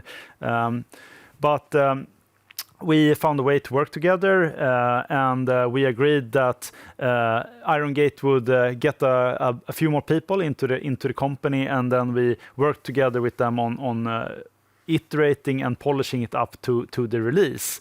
And I guess the rest is kind of history now. But it's funny to say, like, the game has had so many awards, even though it's really not complete yet. So still the 1.0 to come in the future. But to lift out one of the awards here, very prestigious, and we're very proud. Obviously, like Game of the Year from PC Gamer felt pretty cool. But ultimately, it's not about awards, and I think that. Ultimately, it's about reaching a lot of players and just delivering an awesome experience. And I think that's something that Iron Gate has truly done here. So we're very happy to have it in the Coffee Stain portfolio of games. Also, similarly as the other Coffee Stain titles, Valheim has had many updates, big and small, since its release in early access. One of the more important ones, I would say, is that we have also already added it to Xbox and Windows Store. And that allowed us to start working on the kind of technology platform for the game, enabling crossplay. And I think this is a quite good feature to have for the long term of the title, where people on Xbox can now play with PC players, and in the future we intend to also keep this kind of crossplay support. So that's something that hopefully a lot of the players will enjoy. And it's actually the only game that we have that currently do that across all platforms. So that's very impressive, and it's like done all this done together with a very small team. That you can also say that just as with the other Coffee Stain titles, Iron Gate do use some external consultants to kind of to help us on these technological things that we push. Because this game is by no means, it's not an easy game. It's very complex and impressive. It's big in terms of the world is very big, and there's a lot of things to kind of get together to make this all work. But over these years, we've added more biomes, and you've seen the kind of player activity go up during these updates. And if you look now by the end of where we are today, the activity is very strong and kind of keeps it going, which is so nice to see. And I think we're very excited about the future of Valheim. And the team is working now hard on the 1.0, and there's also the already announced launch on PlayStation that will happen next year. So can't wait to see how that goes. Also, when it comes to Valheim, this is another example of this partnership model that I've already mentioned earlier. So it's a case where Coffee Stain went in with a small investment into the company at the early stage, so we own 30%, where the company itself keeps the IP and all the creative control, and we work together on shaping the future of the game. And I think this is like a very nice way for us to kind of be able to work with a game like Valheim. If we had went in with a more traditional publishing model, I'm not sure that would have been appealing to Rickard and Iron Gate. So I think that's something that we are very, cautious about, and like it also shows how it's important to have flexibility when we go into new partnerships. So ultimately, it's about making sure that the development teams feels that they are in control, they are driving, it's their games, and they drive the vision. And then hopefully we can, as an organization, help them around it and make it as successful as possible. So that actually wraps up the portfolio section. So we have now touched upon the bigger games in Coffee Stain. It's pretty impressive to see, like, having so many high-performing titles in one portfolio. All of them have generated this amount, and but also obviously the high reviews, the activity, the engagement, and also again pushing that they have been around for so long, and I think it's a testament to their quality, and also will show that we can keep improving them and working with them for the long term. Aside from that, we also have a couple of announced upcoming releases. We are shortly going to launch the next big update to Goat Simulator 3, which is going to be very interesting to follow. And then we obviously have Deep Rock Galactic Rogue Core coming in the near future, as well as you heard from Marcus, tear down the multiplayer additions, and Valheim for PlayStation 5. But that's not all. Coffee Stain obviously have more games, and I wish we had time to talk about all of them today. This presentation would be a little bit too long, perhaps. These other smaller games that we have are by no means less important for us, and I think it's very important to highlight that our model builds upon supporting studios and developers we believe in over the long term. And not even Coffee Stain were successful directly. It took us a couple of attempts. So it was actually Goat Simulator that kind of really pivoted Coffee Stain to the next level. And some of our smaller studios, they might be on their first, or maybe they're working on their second game. And I think that for us, it's unclear, like, for the future. It could very likely be that one of these smaller teams come up with the next big hit. And ultimately, it's about creating an ecosystem where we can have great developers thriving and having, a great daily life, just making games and being passionate. That's I think, the strength of the whole Coffee Stain group. So that pretty much sums up the game part of this presentation. Thank you, Anton. I'll join you very briefly here before heading to the next section. So I wanted to ask you just one question that's been on my mind on the core portfolio of games. Yep. That I think others would be interested in as well. I mean, Satisfactory, obviously a big IP for you guys, has been successful over the past year, I would say. It now came out finally on console on the 4th of November, I believe, so 2 weeks ago, roughly. Can you say something about the reception and performance, but primarily the reception initially? Yeah, it's, as you say, it's like obviously one of the most important games of the portfolio. We are very happy to finally have it out on consoles. I'm also very happy to see that so far the reception from the reviews have been very good. It seems to be stable. Can't comment so much on the financial performance so far, but in terms of the player reception, it's been very positive. And I was actually personally a little bit worried going into launching Satisfactory on consoles because of how complex the game is. It's a huge game that is very resource intensive.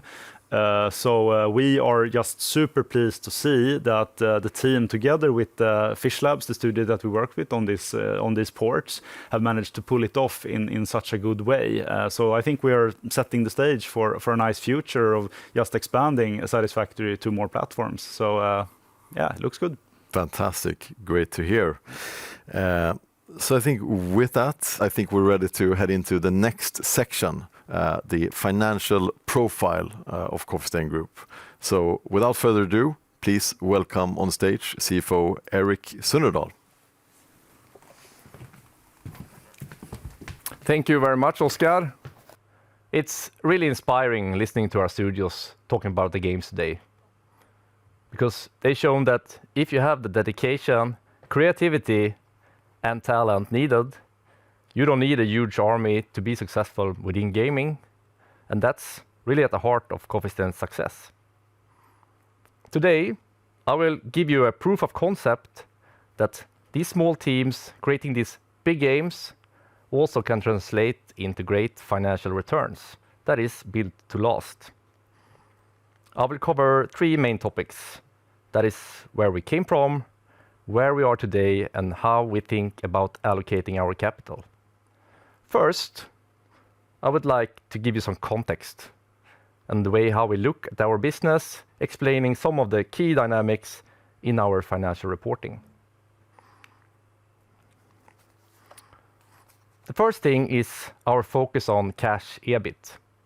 We use cash EBIT as our key metric because we think it reflects the real economics of making a game, and it both consider expense cost and capitalized cost. The second thing is about launches and game releases. Our business is definitely release-driven, where results move a lot between both quarters and years. And to better understand the underlying performance, we divide our net sales into 2 different categories, where we have the baseline net sales, which is the recurring part of back catalog of already released games and smaller updates. And then you have the game launch uplift effect, which is short peaks we get from releases of new content and new games within a 60-day window from that release. With this split, you get a good view of the long-term trend and where we are heading. And also, of course, we want the baseline to grow over time through the new releases we get. That's a very simple goal, but it's definitely not easy. So the last one on our dynamics is about our costs. We think that instead of having a 150-person studio making one huge bet over several years, we like to start small and instead scale with success to improve our odds. We keep a low fixed cost base with minimum overhead, where we want the ownership in studios to be very high. That keeps us agile and it reduces risk. We also take help from external partners, bringing us temporary muscles to bridge project peaks in development, and we only add people when we see the long-term need is there. So with these 3 dynamics in mind, let us dive into some facts, looking at our recent performance. As per September 2025, we have delivered a solid performance in line with the 2 recent years, where we managed to generate 1 billion in SEK, and 20% of that come from the game launch uplift effect. And as you know now, 90% of that come from our core games presented today, and roughly 20% come from the game launch uplift effect from new releases and platform described in the previous slide. Our gross margin is strong, where we have our digital model and the high degree of IP ownership, making it possible to have an 89% gross profit. Looking at cost base, we have total 505 million SEK spent during these last 12 months. 80% of that goes into the core games we talked about today for future investments, and 20% go into new games, where the majority is inside our own studios. We want to keep our overhead very low, and our 228 million on other operating costs you see there, that is mainly support we got from external studios in development peaks of our core games. On marketing, we want to keep that spending as low as possible, where we think the best marketing is the game itself, and if it's good enough, it will get the visibility. So, to add up, we have a strong gross profit, a lean cost base that managed us to generate 401 million in cash EBIT during this period, with a high cash EBIT margin. That gives us options, and that I will go through later in the presentation. First, let's zoom out a bit and talk about Coffee Stain's performance over a longer period of time. This graph is truly impressive and tell you the story of Coffee Stain's game and of Coffee Stain history, where growth is built over time and not just through the temporary spikes from the releases. It isn't a straight line, and it shouldn't be in the nature of gaming, but we managed to build and raise our recurring baseline over time to provide a long-term growth. Looking at fiscal year 2021, we have, through the releases within Deep Rock, Satisfactory, and Valheim, managed to enable us to fund more projects and also add new friends, where we in 22-23 acquired Bloxburg with Coffee Stain Gothenburg and Teardown through Tuxedo Labs. Those add to both talent and possibilities, but also to our baseline generation. Looking at the 2 recent years, we have performed stable, but it didn't come easy, and we always stay humble because success must be earned again, and we need to be on our toes going forward. This is a more recent performance looking at detail per quarter, where you can see that the quarter-to-quarter swings are quite obvious and natural. And we know that a quarter, it doesn't make a year, and a year doesn't make a company, where we can absorb these swings good over time, and it's really dependent on when we release content and how that content perform. If we look closer on the current year, Q1 was a quiet one with very low launch activity continued from the quarter before, where we in Q2 had some launches of new games or content, and that new effect flows pretty much straight into profits that quarter. If we look on the last 12 months trend, we see that we have performed consistent. We see a slight decline, and that reflects the importance of having new game releases that also make success. Where our cost base have stayed steady, those get a really big impact. Some titles have slowed down or are in a temporary phase with less content, while others grow, showing the strength of having the diverse portfolio. We also wanted to be aware that over 90% of our net sales are related to US dollar, and the costs are mainly in SEK and Danish crowns. So a US dollar move make a visible difference, and that's reflected in Q2 25-26, where the US dollar year over year is down 5%, and that explains roughly half of the 8% decrease in net sales. So to sum it up, the quarterly noise is temporary, but we focus on the long-term trend, where new content play an important role for additional cash generation. Now, let's see how this performance turn into actual cash. As you can see, in these comparison periods, our cash flow has been consistently strong, and I want to highlight a couple of details to explain more. If we look at the row for tax paid, that is temporarily lower than we normally can expect due to the group contribution we made to Embracer historically, seen on the row for transaction with owners. That's a positive effect now, and that will normalize post-spin-off. Also, I want to highlight on the change in working capital row, which is also higher than what you normally can expect, and that's mainly due to 3 reasons. The timing on working capital is dependent on 3 things.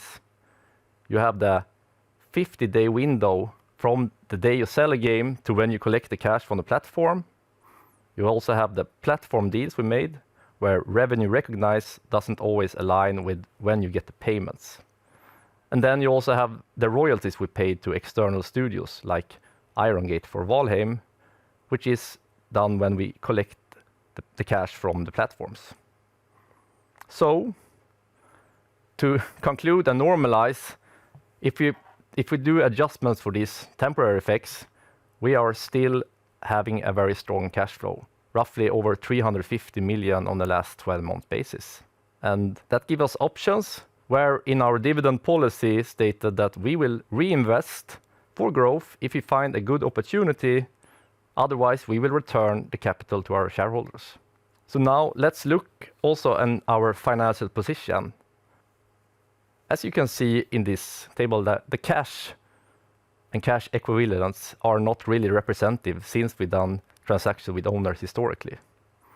Although, per Q2, we have a pro forma cash position of 500 million SEK with a debt-free basis.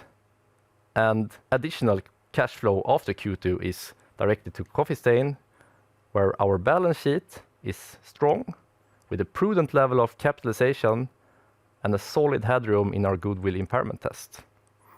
Altogether, this sets us in a very good position going further. So now, let's wrap this section up with repeating the key messages here, even though I think you already got it. We are profitable, lean, and built to last. We have shown that our model works through our proven track record, where we can create long-lived returns. We scale our business only when it makes sense and when the long-term need is there, where we want our teams to be independent with full ownership, but with a Coffee Stain mindset. We have strong cash generation, a good balance sheet, and a good cash position, which gives us flexibility to either invest or return capital to our shareholders. So, Coffee Stain has proven that these small teams creating these big games also can create great financial returns. And with that said, the financial section is now done. Thank you, Eric. I do have just one question before we head over to the next section. I mean, looking at what you said here, you obviously have a dividend policy, but no other financial targets. Can you elaborate a little bit on how you think about the coming years? Yeah, having financial targets in the gaming industry is really hard. And we have a game first where we want the quality of the games to be as best as possible. And it's hard to predict exactly when the games are done and the cadence of that development phases. So we are more into really sticking to our proven model, and which through our track record shown that we can create and mitigate swings in a good way. And we are investing quite significantly to growth and to expand our IPs and provide new content, making sure that we can have the long-term growth. Very good. Thank you, Eric. And with that, I think we'll head straight into the next section, which is the growth avenues. So welcome back on stage, Anton. Thank you, Oscar. So let's talk more about growth. I have been asked many times, like, but what about future growth? How will Coffee Stain grow? What can you do in the future? And I think this is it's a relevant question, but I also think it's very important to first take a couple of steps back and look at how Coffee Stain has been doing the last years. We have been growing a lot over the last years, which has been a result of how we do things. So it boils back to the way Coffee Stain operates, and that's much how we look at growth. So for the future, we will keep growing, of course, but we will not change the way we operate in any significant way. So we will keep doing the thing we do. We will keep making new great games. We will keep working on those we already have. And I'm pretty sure that there's still room to make those games even more successful. It's worth pointing out again that last year 90% of our revenues came from only the 6 core IPs.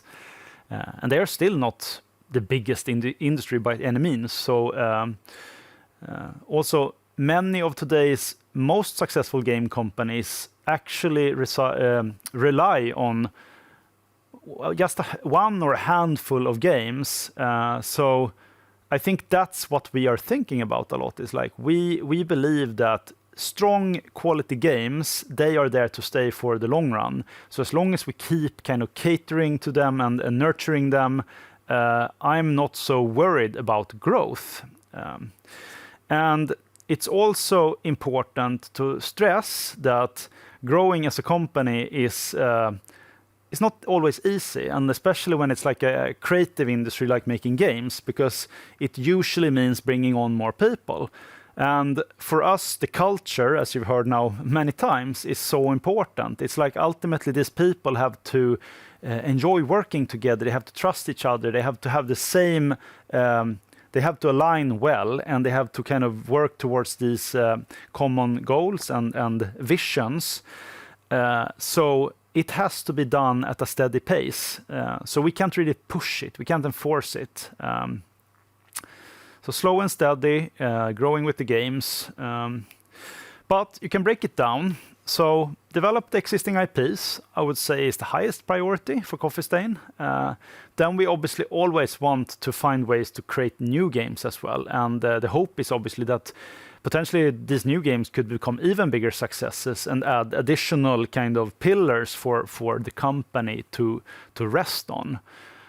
Finally, we always have the M&A opportunities that we have done in the past as well. And the way Coffee Stain has been doing it might not have been full acquisitions most of the time, but we have it in how we operate.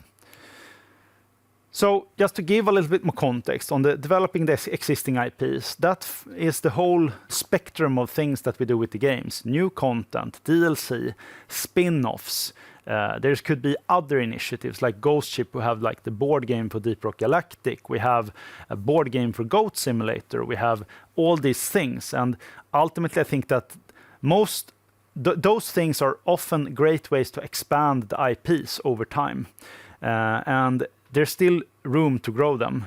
And then obviously bringing them to new platforms has been a very important factor to the continued success. I think that games like Goat Simulator, for example, today it's doing well because it's on so many platforms. And but we do it slowly and steadily, and we do it in a controlled way. And then obviously creating the new IPs is something that is integrated into the whole process. When a team has worked on a game for a long time, then it becomes natural to start to think about new things. And this is something that is ongoing all the time, but it takes a long time to make games. So, once we are ready to talk about new games, those will be communicated through the actual development teams themselves. So there will be new games. Obviously also from the publishing, where we continuously look at new things that we can potentially integrate. And then finally, the M&A, of course. Like Coffee Stain is, I would say I have a little bit of a double feeling towards this, and that comes from buying full companies, I think is pretty tough in the gaming industry, and to some extent you can kind of underestimate how complex it is to integrate and make that actually work. I am not ruling out doing full acquisitions by any way, but we would only do it if we see that there's a clear synergy, that we could see that we could actually draw some additional benefits out of it, and also always make sure that there are long-term incentives for both us and the people who are coming through the acquisition. Because ultimately buying games is, I would say it's more about actually getting more people into the group and hopefully having them there for a long time. Then also, obviously, the minority way of doing investments, I think, has been a very successful way for us to operate through the partnership initiatives that we do with the publishing. So that's something that I'm very looking forward to hopefully have more time to look into in the future as well, and we will. So that's the way we think about growth. And that actually leads us to the conclusions of today. We have talked a lot, and you've had the chance now to hear from more than me, some of our great people from the studios. hopefully you've gotten an understanding of how Coffee Stain is. We are a lot of different studios, but we have a lot of similarities in the way we operate with our lean teams and the decentralized model. We really want to build a lean organization. We really believe in empowering our people and like allowing for creativity. We think that this ultimately will lead to finding new great games. We talked a lot about engaged communities, which are so important for us. And that work is something that we are going to keep just focusing on for the future. But I think we also talked a little bit about the growth, and hopefully you agree that there's room to do more with these games. It is tricky to kind of, when you think about growth, because it's always, I prefer to not overpromise, and we have always like been more like we focus on what we're doing, let's look at the results later. So, but that said, I think the way we approach this, hopefully we will see positive things in the future. So, and finally, obviously, the financial stability of Coffee Stain, I think, is something to really put an extra focus on, where we are not standing on 1 or 2 games here. It's like we have many successful titles. So it's a very diversified and stable foundation as a company, and one that we continuously work on and improve. We're never done. It's like it's a continuous work. So thank you very much. Thank you, Anton. It's been a full day of presentations. I have really enjoyed all the presentations. It's been great to learn more about Coffee Stain Group. So I hope everyone who listened in enjoyed as much as I did. Thank you, Anton. Thank you, the team, and thank you, everyone, for listening in. That's it for today of the presentations. And now let's head into the Q&A.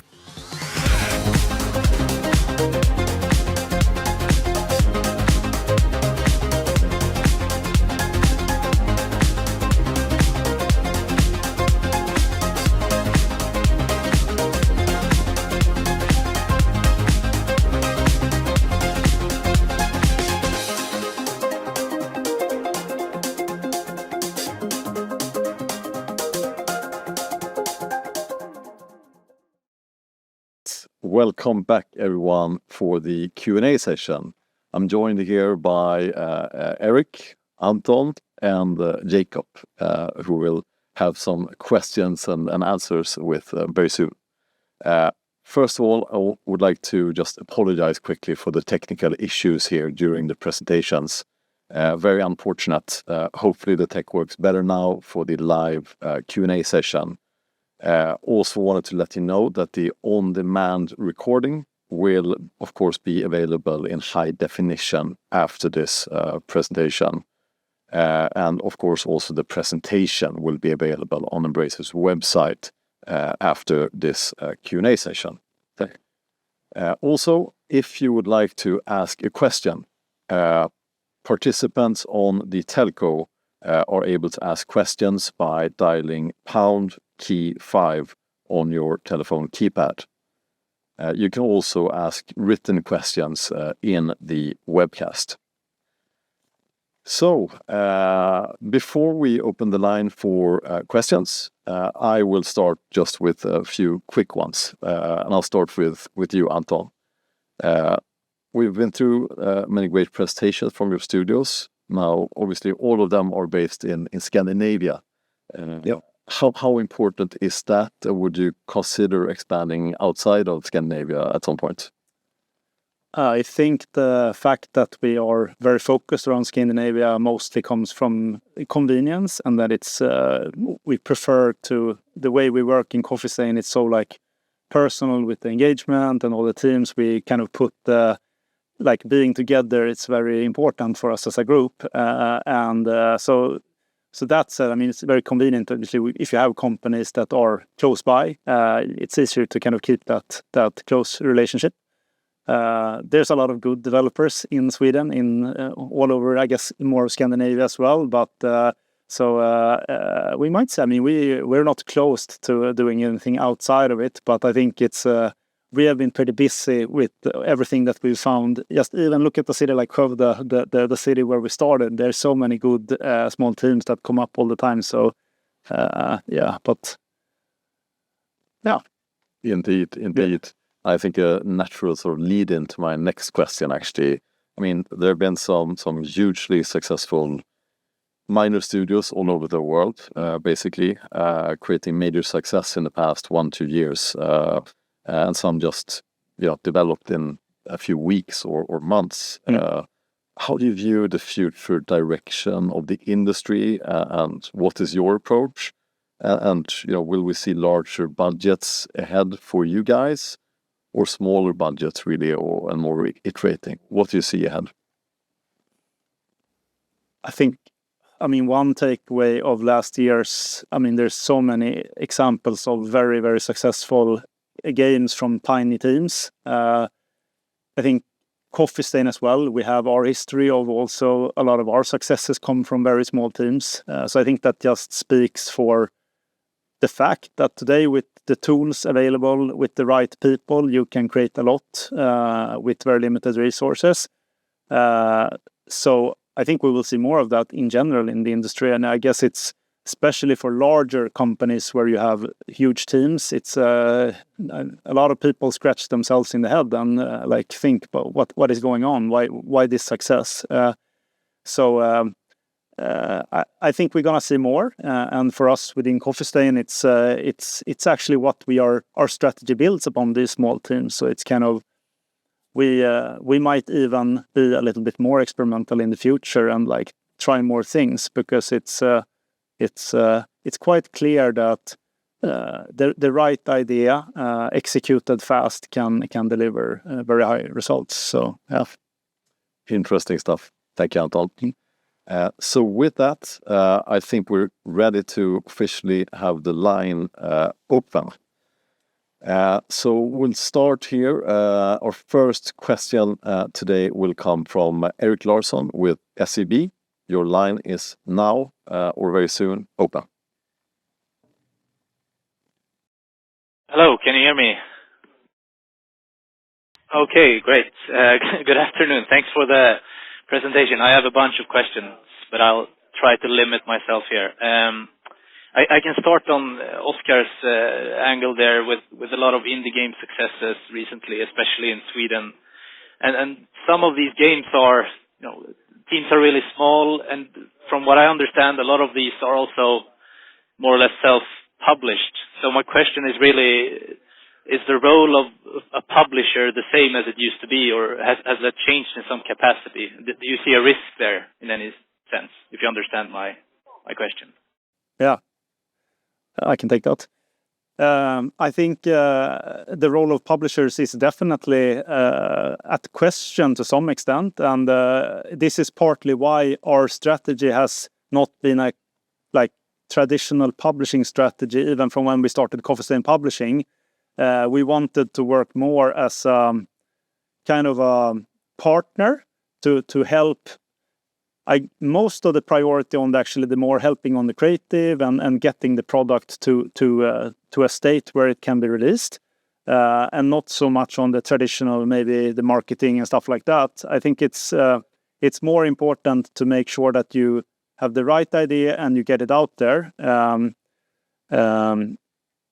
But it is tough. It is you can definitely see that change today. The need for a publisher is not as clear.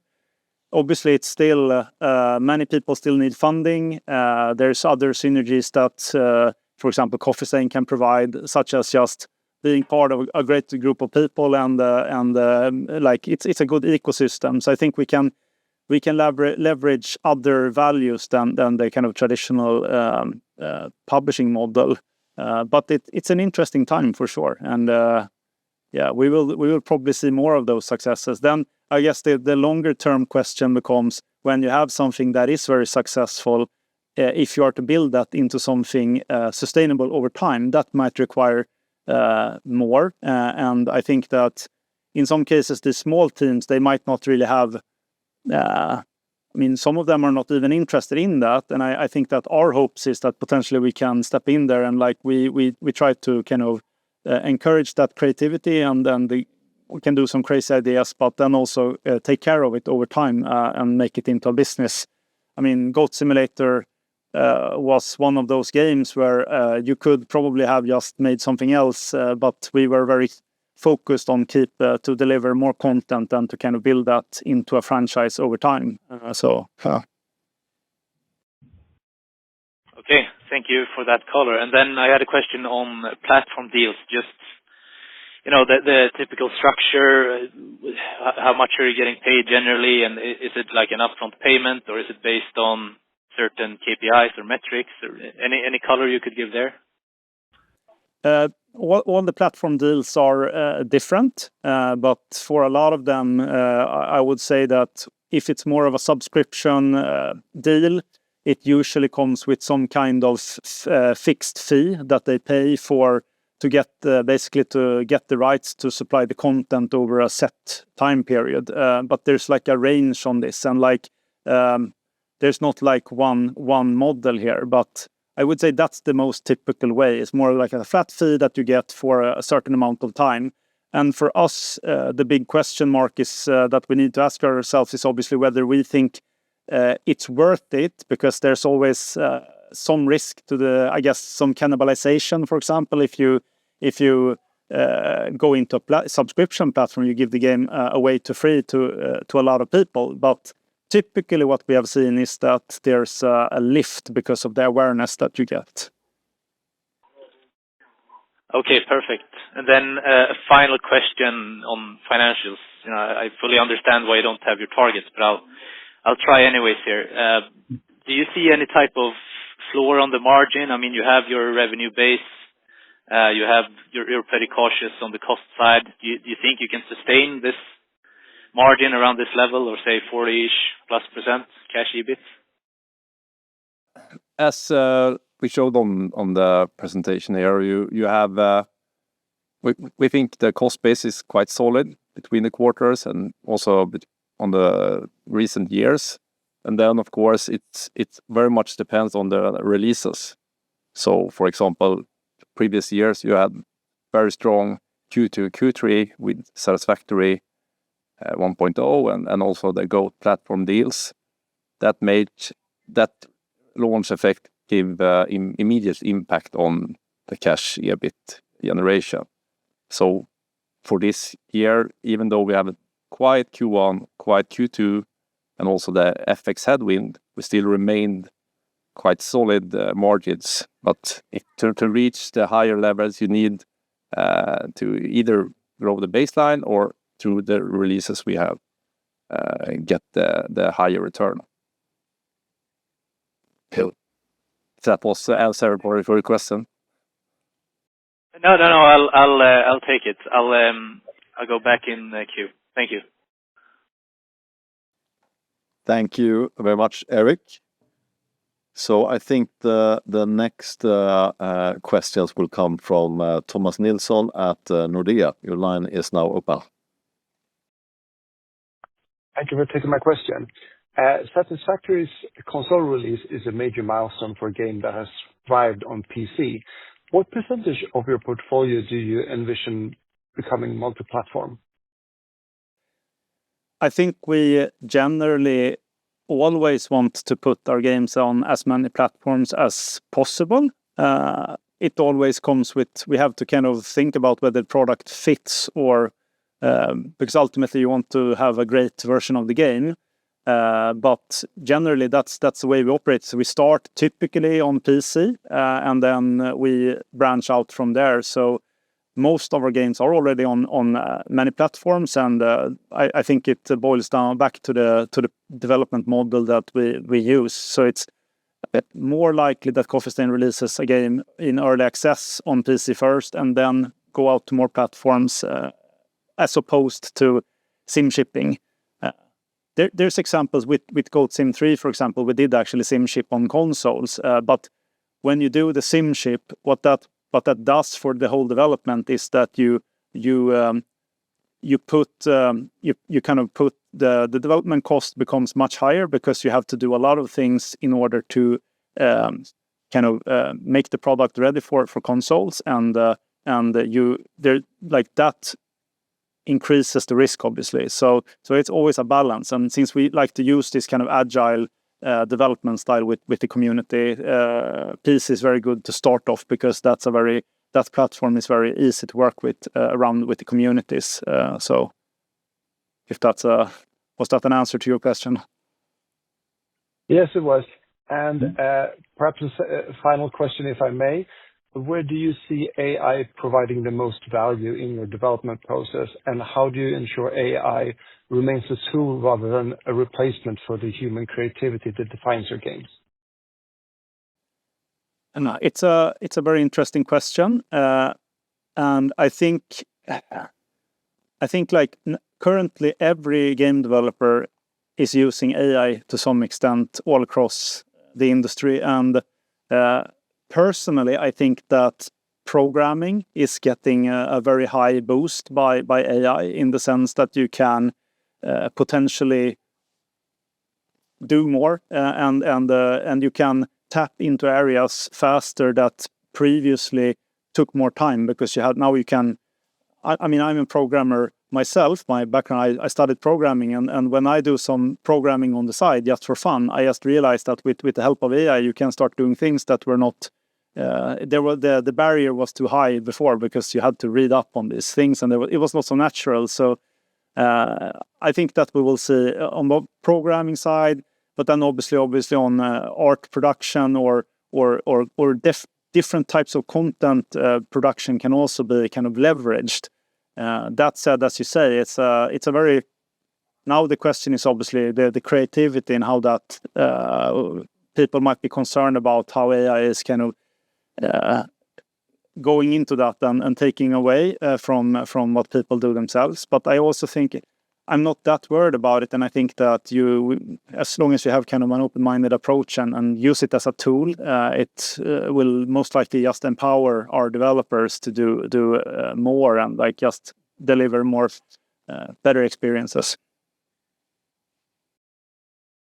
Okay, thank you very much. Thank you, Thomas. Our next questions will come from Martin Arnell with DNB Carnegie. Please go ahead, Martin. Thank you, Oscar, and good afternoon, everyone. I hope you can hear me. Our first question would be, when we look at this, it looks like it will be tough to evaluate your growth in the near term, and that we must look at sort of 3-year periods or more. If you look ahead, if you would perform in line with your plan, your own base case, would you then be outperforming the overall gaming market, do you think?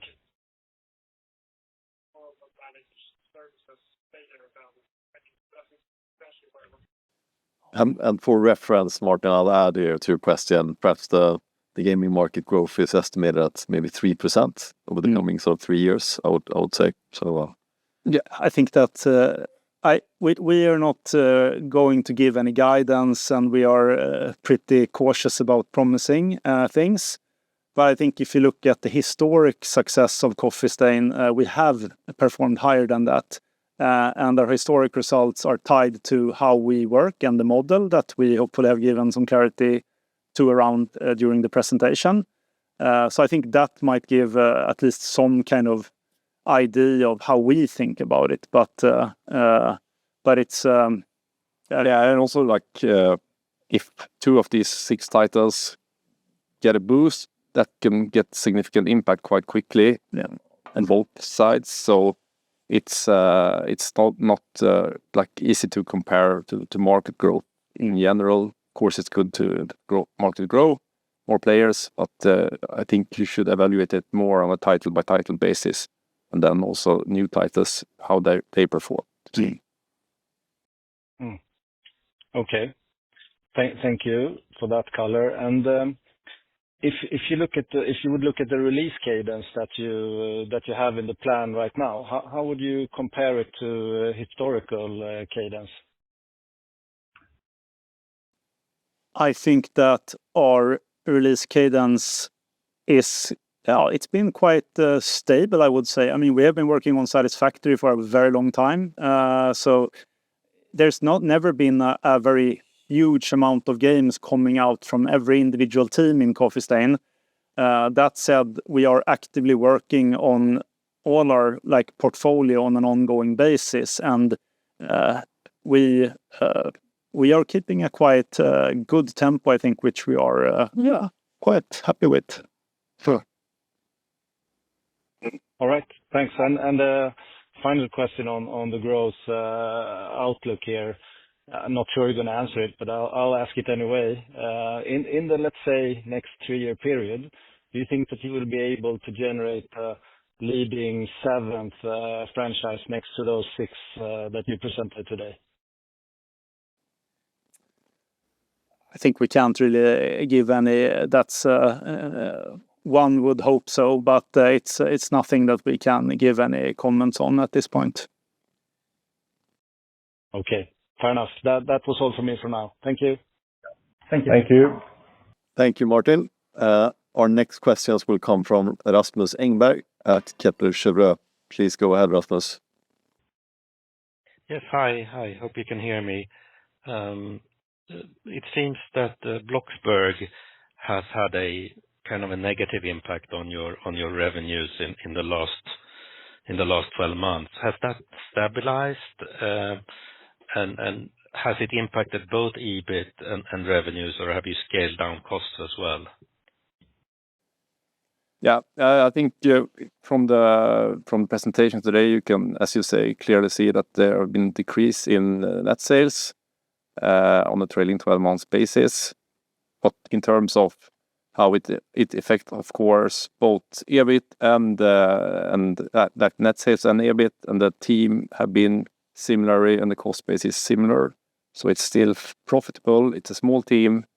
Yeah, I think that's what we can say. But I think we can also say that to some extent during the last year we have actually had a little bit higher costs. Maybe we actually increased our investments into the game because we did see that the performance was going in the wrong direction.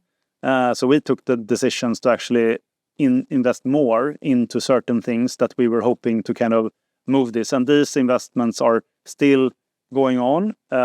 And with the hope, obviously, to kind of stabilize it. But it is super hard. And Roblox is it's a different platform than Steam that we are maybe mostly focused on. But we are working hard on Welcome to Bloxburg. And then we will see. Hopefully that will give us results. And if it's not, then we will obviously adjust that cost base. So it's not like we're just going to keep investing without reflecting. We are always, but at this point, we are investing into the franchise, and as you said, Eric, it's still a very profitable game for Coffee Stain. Right, thank you for that. And just for our understanding of this, if it's possible, satisfactory on console. The full release of Valheim or the release of Rogue Core, well, which one is the most important?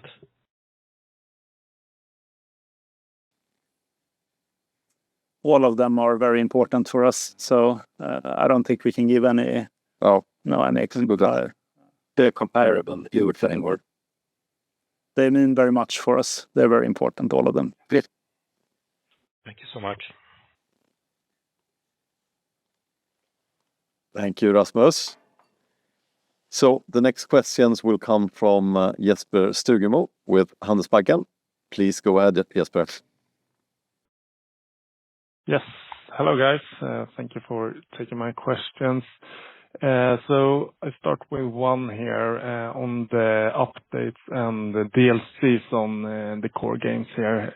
How many do you target each year? Should we expect one DLC and one major update, or what's the frequency there?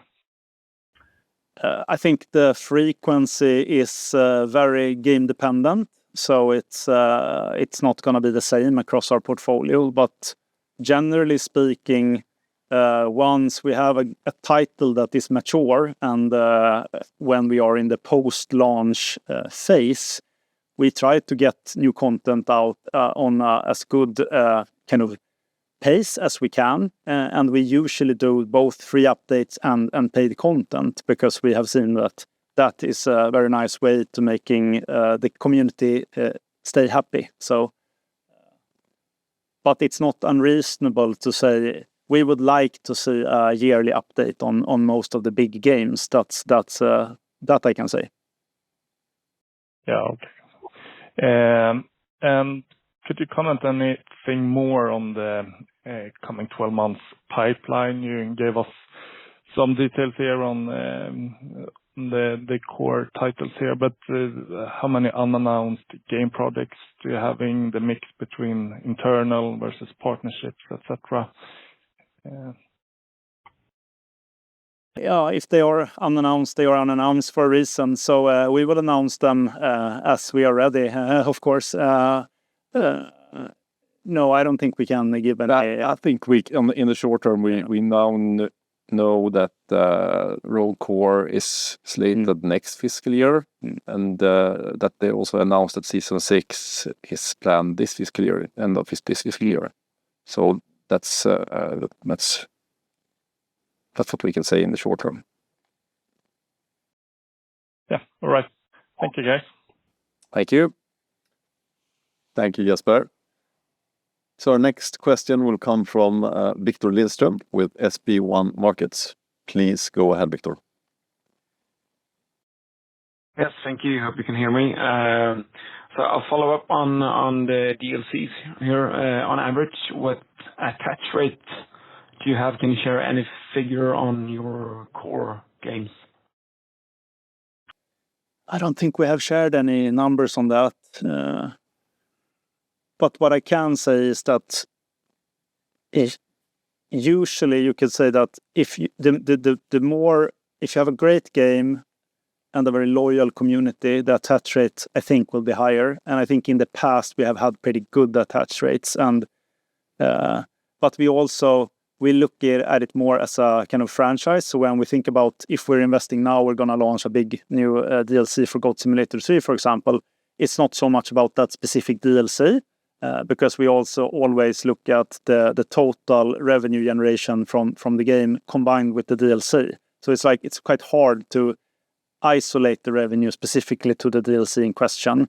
But every time we do one of those updates or DLC drops, what we typically see is that the revenue for the base game also increases quite a lot. And it's obviously tied with how we market it, and it gives us a good window to get a lot of eyeballs on the game. Right. Thank you. And then with regards to the externally developed games, I mean, how are those structured? Are you entitled to recoup your investment first, or will it be some kind of revenue sharing structure directly up on the table, or? I would say that typically when we do external developed games, it's typically a recoup model. So we fund the development, and we fund if it's any type of marketing activities or anything around it, basically. So we are the financer of the project as a whole. And then we typically recoup the investments before we do a royalty split with the IP holder or the developer in that case.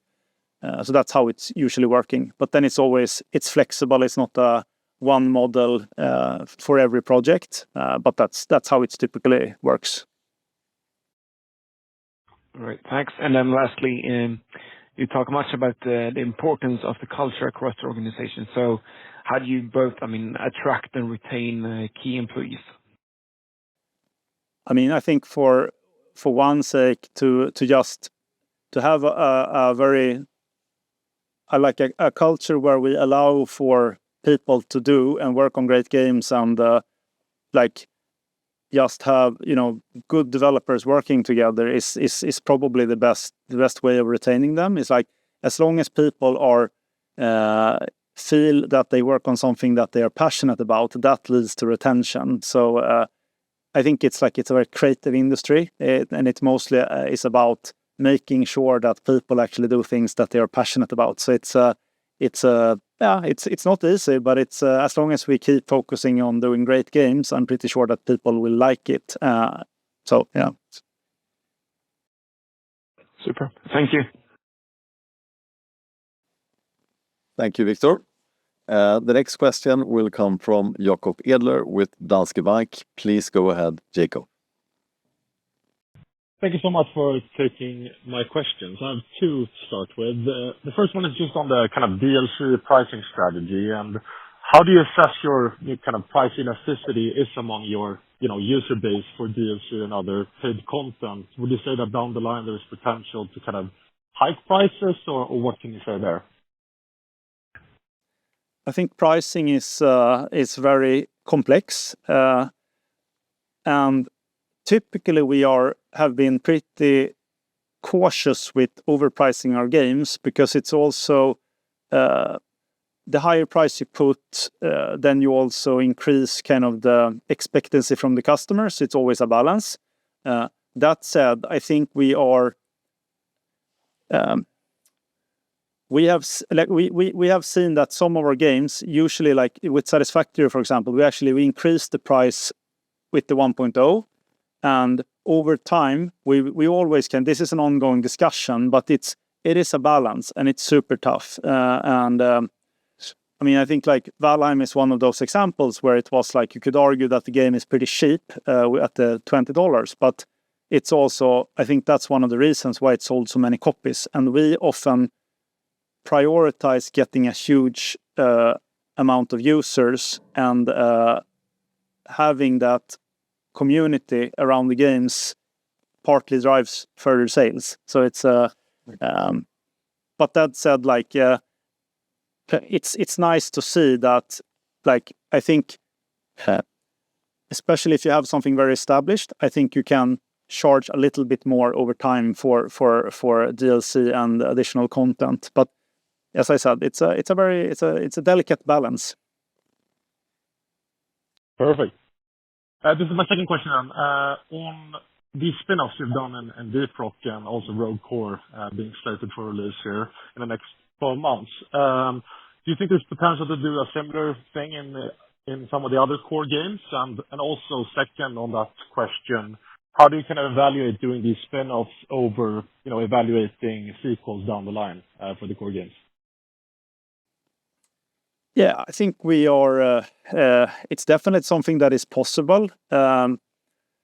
Ultimately, it usually depends on finding the right developers to work with. And I think when Ghost Ship made the Galactic Survivor, for example, they got a great pitch from a friend company, and then they set off to do it. So it's for us, it's a lot about, we need to find, if we're doing spin-offs, we're very important for us to make sure that it helps the IP and makes it to kind of retain the quality, because it's quite easy to go out and if I would just go out and ask, like, okay, we want a request for proposal on spin-offs on Satisfactory, we would probably get a lot of applications, but it would be pretty tough. So it's also like going back to the small teams that we have also found that when you do these kinds of spin-offs, it actually takes quite a lot of time from the core teams. So for Ghost Ship as well, they were very involved in the making of the Galactic Survivor, and that's partly, I think, one of the large reasons why it turned out so good. And if they were not paying that attention, it could have become not as good. So with the small teams, it puts certain limitations on how much we can focus on, and we are quite keen on maintaining the focus and not kind of fragmenting us too much. Great. Thank you so much for your answers. Thank you, Jakob. Our next question will come from Amar Galiasevich from DNB Carnegie. Please go ahead, Amar. Good afternoon, everyone. I hope you can hear me well. Just a couple of questions from my side on, I guess, the part which is more in your control. I'm thinking on CapEx here and costs. Should we look at the past 2 years as representative for the cost and CapEx levels going forward, or has that changed either up or down? Take that. So, as you say, the past the 2 recent years is a good way of looking at on a total cost basis in terms of capitalization, not capitalization. It can differ. It depends on the project and where we are in that. So I think you should look at it as a total cost base where we don't expect any big deviations going forward. Okay. And then just maybe a follow-up. If you look at your budgets for the games on average, just roughly or ballpark, how big are your game budgets on average? And how do you split that between, let's say, budget up to early access and then budget up to 1.0 release? I don't think we have a fixed, like specified number for it, but you could probably say that they are pretty small. And like if I were to go out, especially let's say in publishing, for example, we might look at games in the range up to maybe $5 million, and I think that's where it starts to become uncomfortable, and preferably smaller. And ideally, we start as small as possible because, as I mean, we touched upon here, even in this discussion before, a lot of the really successful games these days might be made by a team of 1, 2, 3 people, and maybe not a lot of capital. So I think we are keen on experimenting and trying things with very small budgets, as opposed to kind of going in with a larger thing at the get-go. If that kind of gives you a sense, I think then like over time, once a production has kind of passed the pre-production phase or the concept phase, then they can obviously grow if we think it's worth it. But we try to keep them quite limited and controlled. Okay, great. That's clear. And just a final one. When you look at potential, let's say, M&A targets or partners initially, are there any specific genres or KPIs which you're looking out for, or any regions? Is it solely, the Nordics?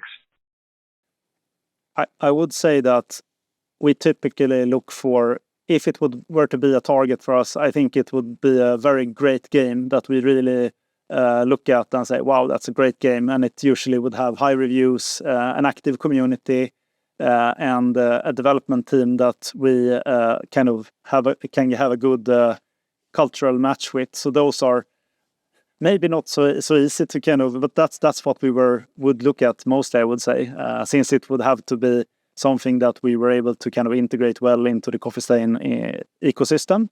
So yeah, but great games. Okay, thank you. That's all for me. Thank you. Thank you very much for that, Amar. And currently, I see no further questions from the telco, but feel free to get back in line again, I guess, if the word in there. But until we get more questions there, let's dive into some written questions in the chat box as well. So have a very long and very interesting question here from Ed James at Cantor Fitzgerald, which I'll read here.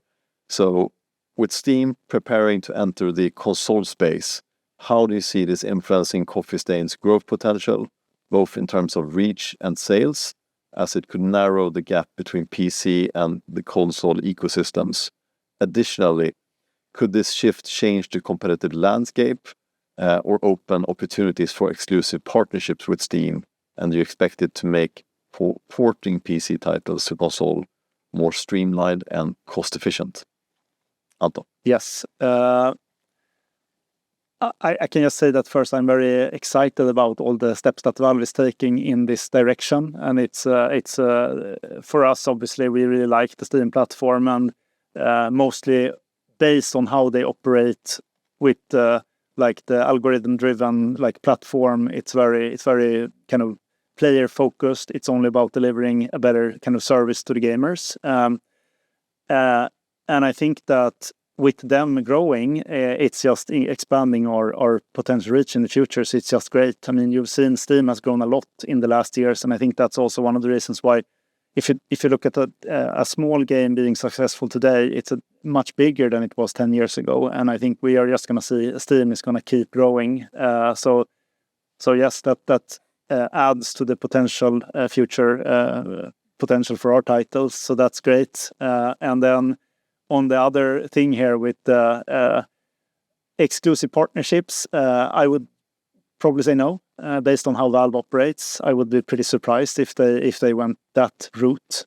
They are very focused on building a platform that just is great for serving the best content, and the content is judged based on the quality, which usually requires it to be surfaced towards the customers, and then they see how it kind of gets received, and that builds up the so kind of going into exclusivities or stuff like that. I would be surprised if they went down that route. But on the final thing on the question here, yes, we see this shift where, and that's not maybe only coming from Steam, but just that the technology these days with the engines, everything is kind of consolidating. I think I mentioned that in the presentation as well, where the consoles are becoming more like a PC. So this is just great for us as game developers because it makes it easier and less expensive, basically, to reach more customers in the end, or more players. Oh, that sounds good. Yeah, I like that. Thank you, Anton. We have another question here on AI. What is your position about the implementation of AI tools in game development, and also in terms of future investments in AI? And obviously, Anton, you answered this partly before. I don't know if you have anything add on how you will invest into it. I can just guess, like, invest into AI. I mean, we're a game developer, so we're investing into making great games, and we see it mostly as a tool to help us make better games. So just as with any kind of tools, we are optimistic to try to kind of optimize how we work with our tools, and ultimately you want to make better games. So we take kind of a curious approach to AI. We don't have a enforced model or anything. Since we are a decentralized organization, it's up to all the kind of teams within Coffee Stain to kind of take their own stance on how they want to work with AI. But there's there's so much we can do with it, and it's interesting. It's going to be cool to see. Very good. One more question here. Do you think that the separation from Embracer will help amongst indie developers who might not have been looking to make deals with large gaming companies? Yeah, potentially. Yeah, I think so. It's more clear maybe if we were to approach someone and to become potentially part of Coffee Stain Group. I hope that could be attractive. So yeah. Yep. Very good. And I mean, we have obviously the chair of the board, Jacob, here as well.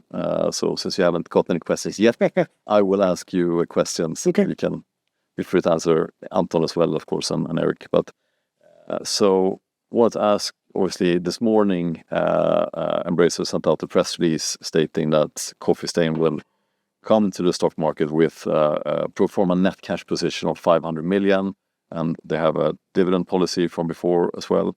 Could you talk a little bit about the reasoning from Coffee Stain regarding the balance sheet, potential M&A, dividend in the future? Just elaborate a little bit on that. Of course. Thank you for the question. There was a bit of debate, of course, on the Embracer board on how to allocate the capital between what remains with Fellowship Entertainment, how much will go with Coffee Stain, and also how much will be returned to shareholders. Embracer, as you know, did a share buyback ahead of the separation of Coffee Stain. I think the conclusion is that the 500 million krona net cash position gives a very solid balance sheet to Coffee Stain.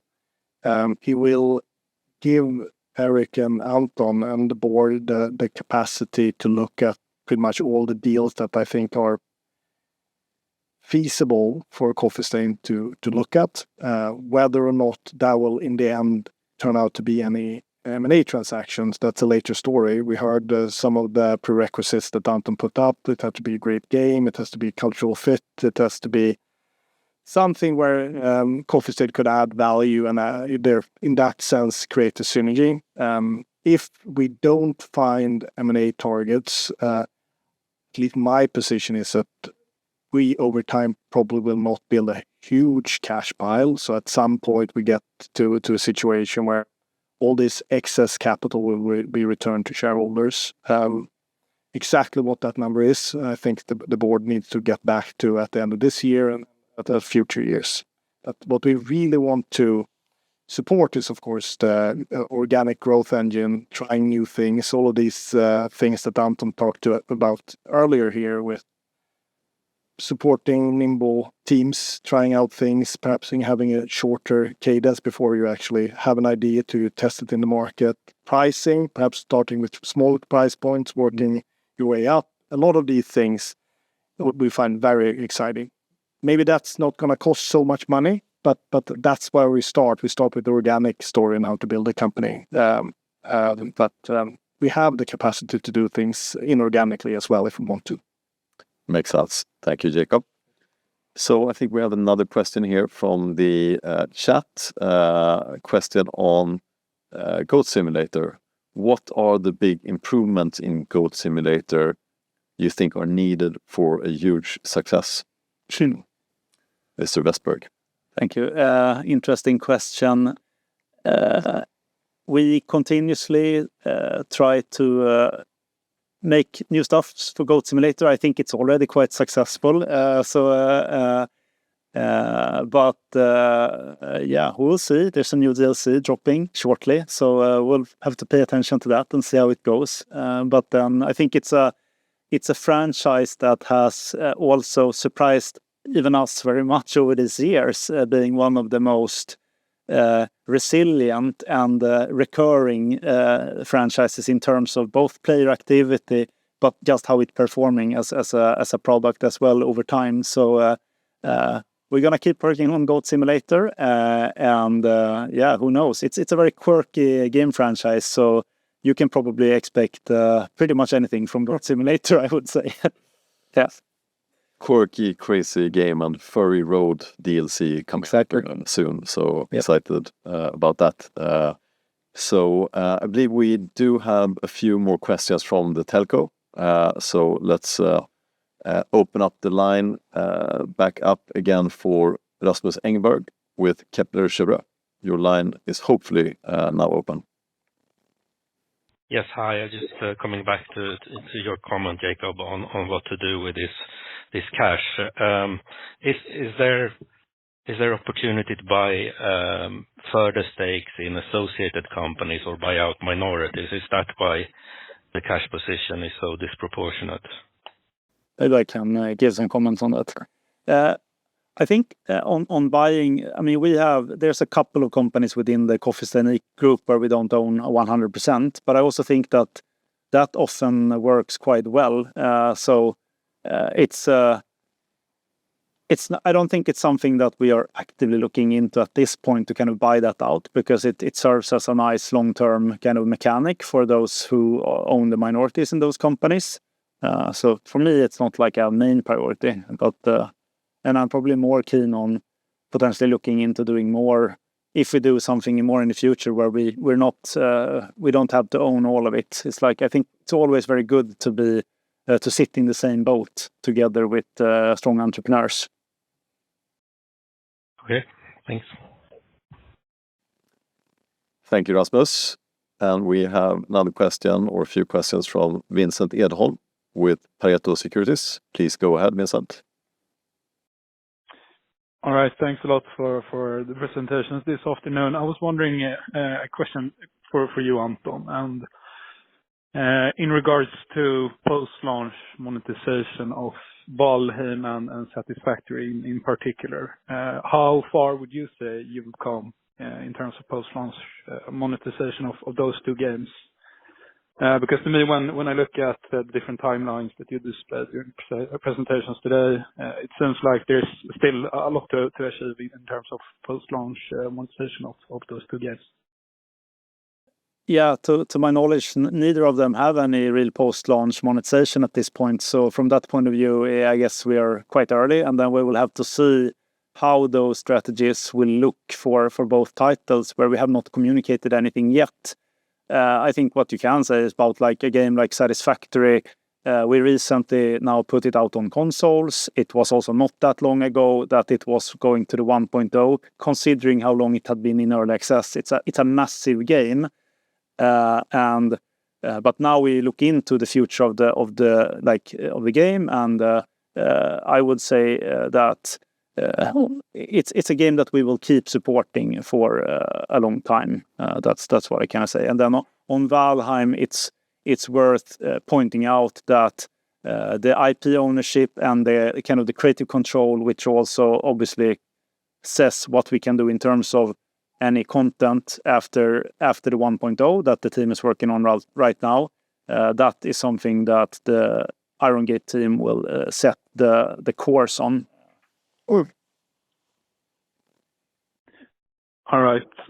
But in terms of paid DLCs then for Satisfactory then, for example, would you be able to give us some additional comments on when to expect the release cadence and potentially also pay the additional content for that game to be released in the future? What I can say is that we have, since we have not communicated anything, and I think that the team would communicate if and when there would be DLC for Satisfactory. So I can't say anything at this point about that.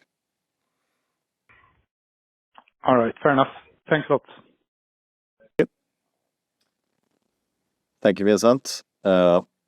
We have one more question from the chat here. What would be the line where you would feel the need to drop a game that is in early access?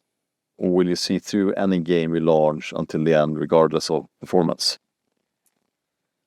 This is a interesting question and a tough one. I guess every time you put the game out in early access, it's you don't really know how it's gonna do. So there could come some situations where the game does not perform great.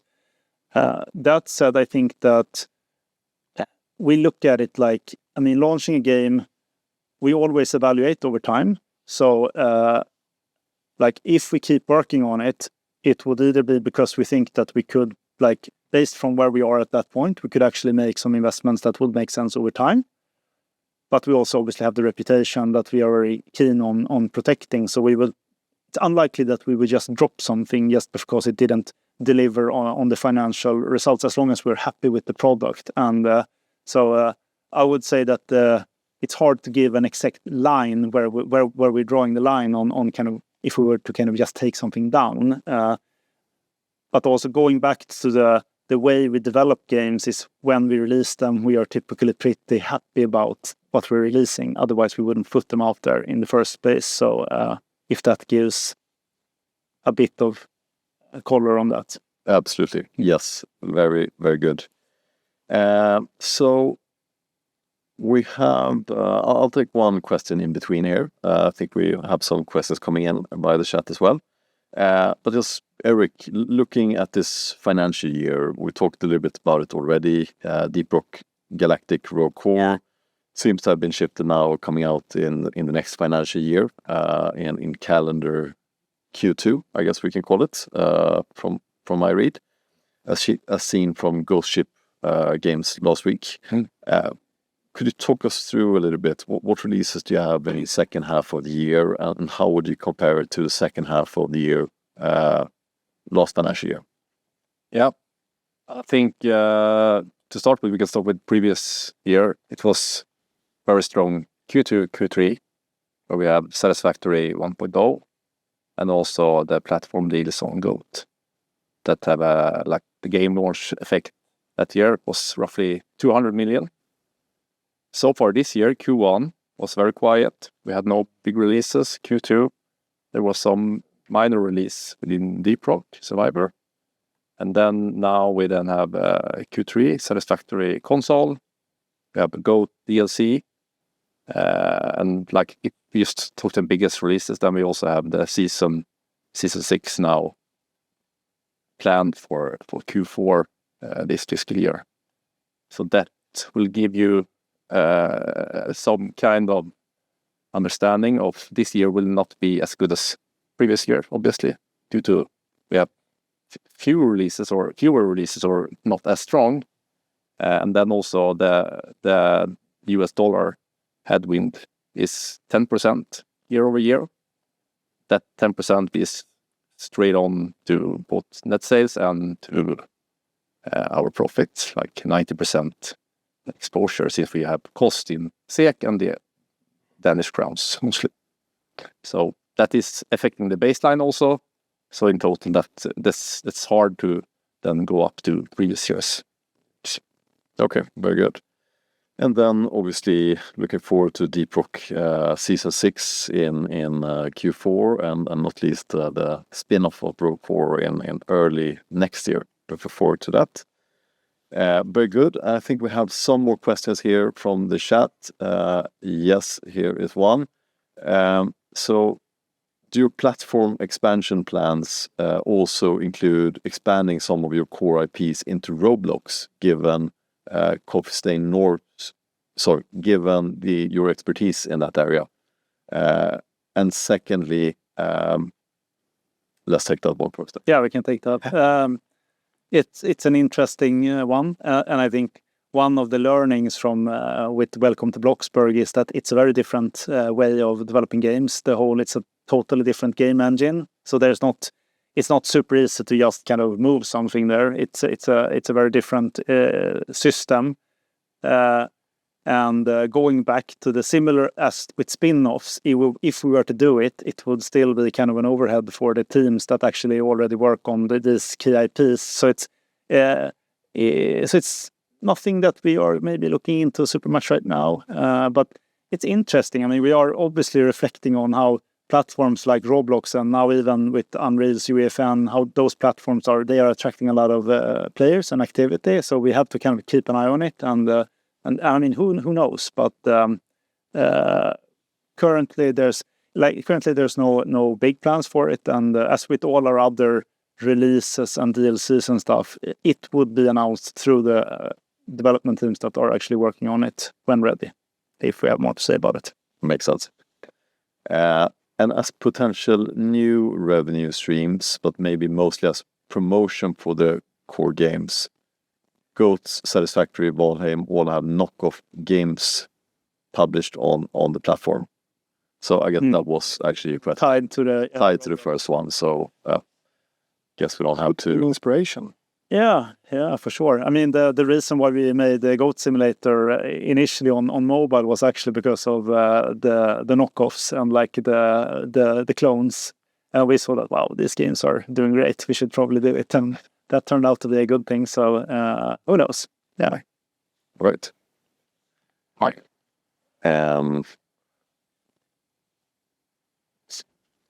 I think...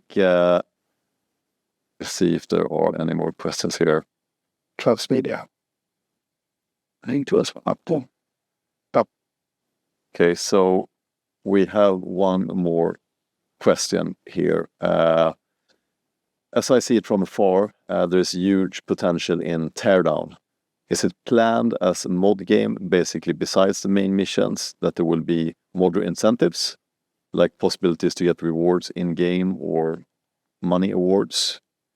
In-game DLC, mod marketplace or so. Roblox did something like this, I guess.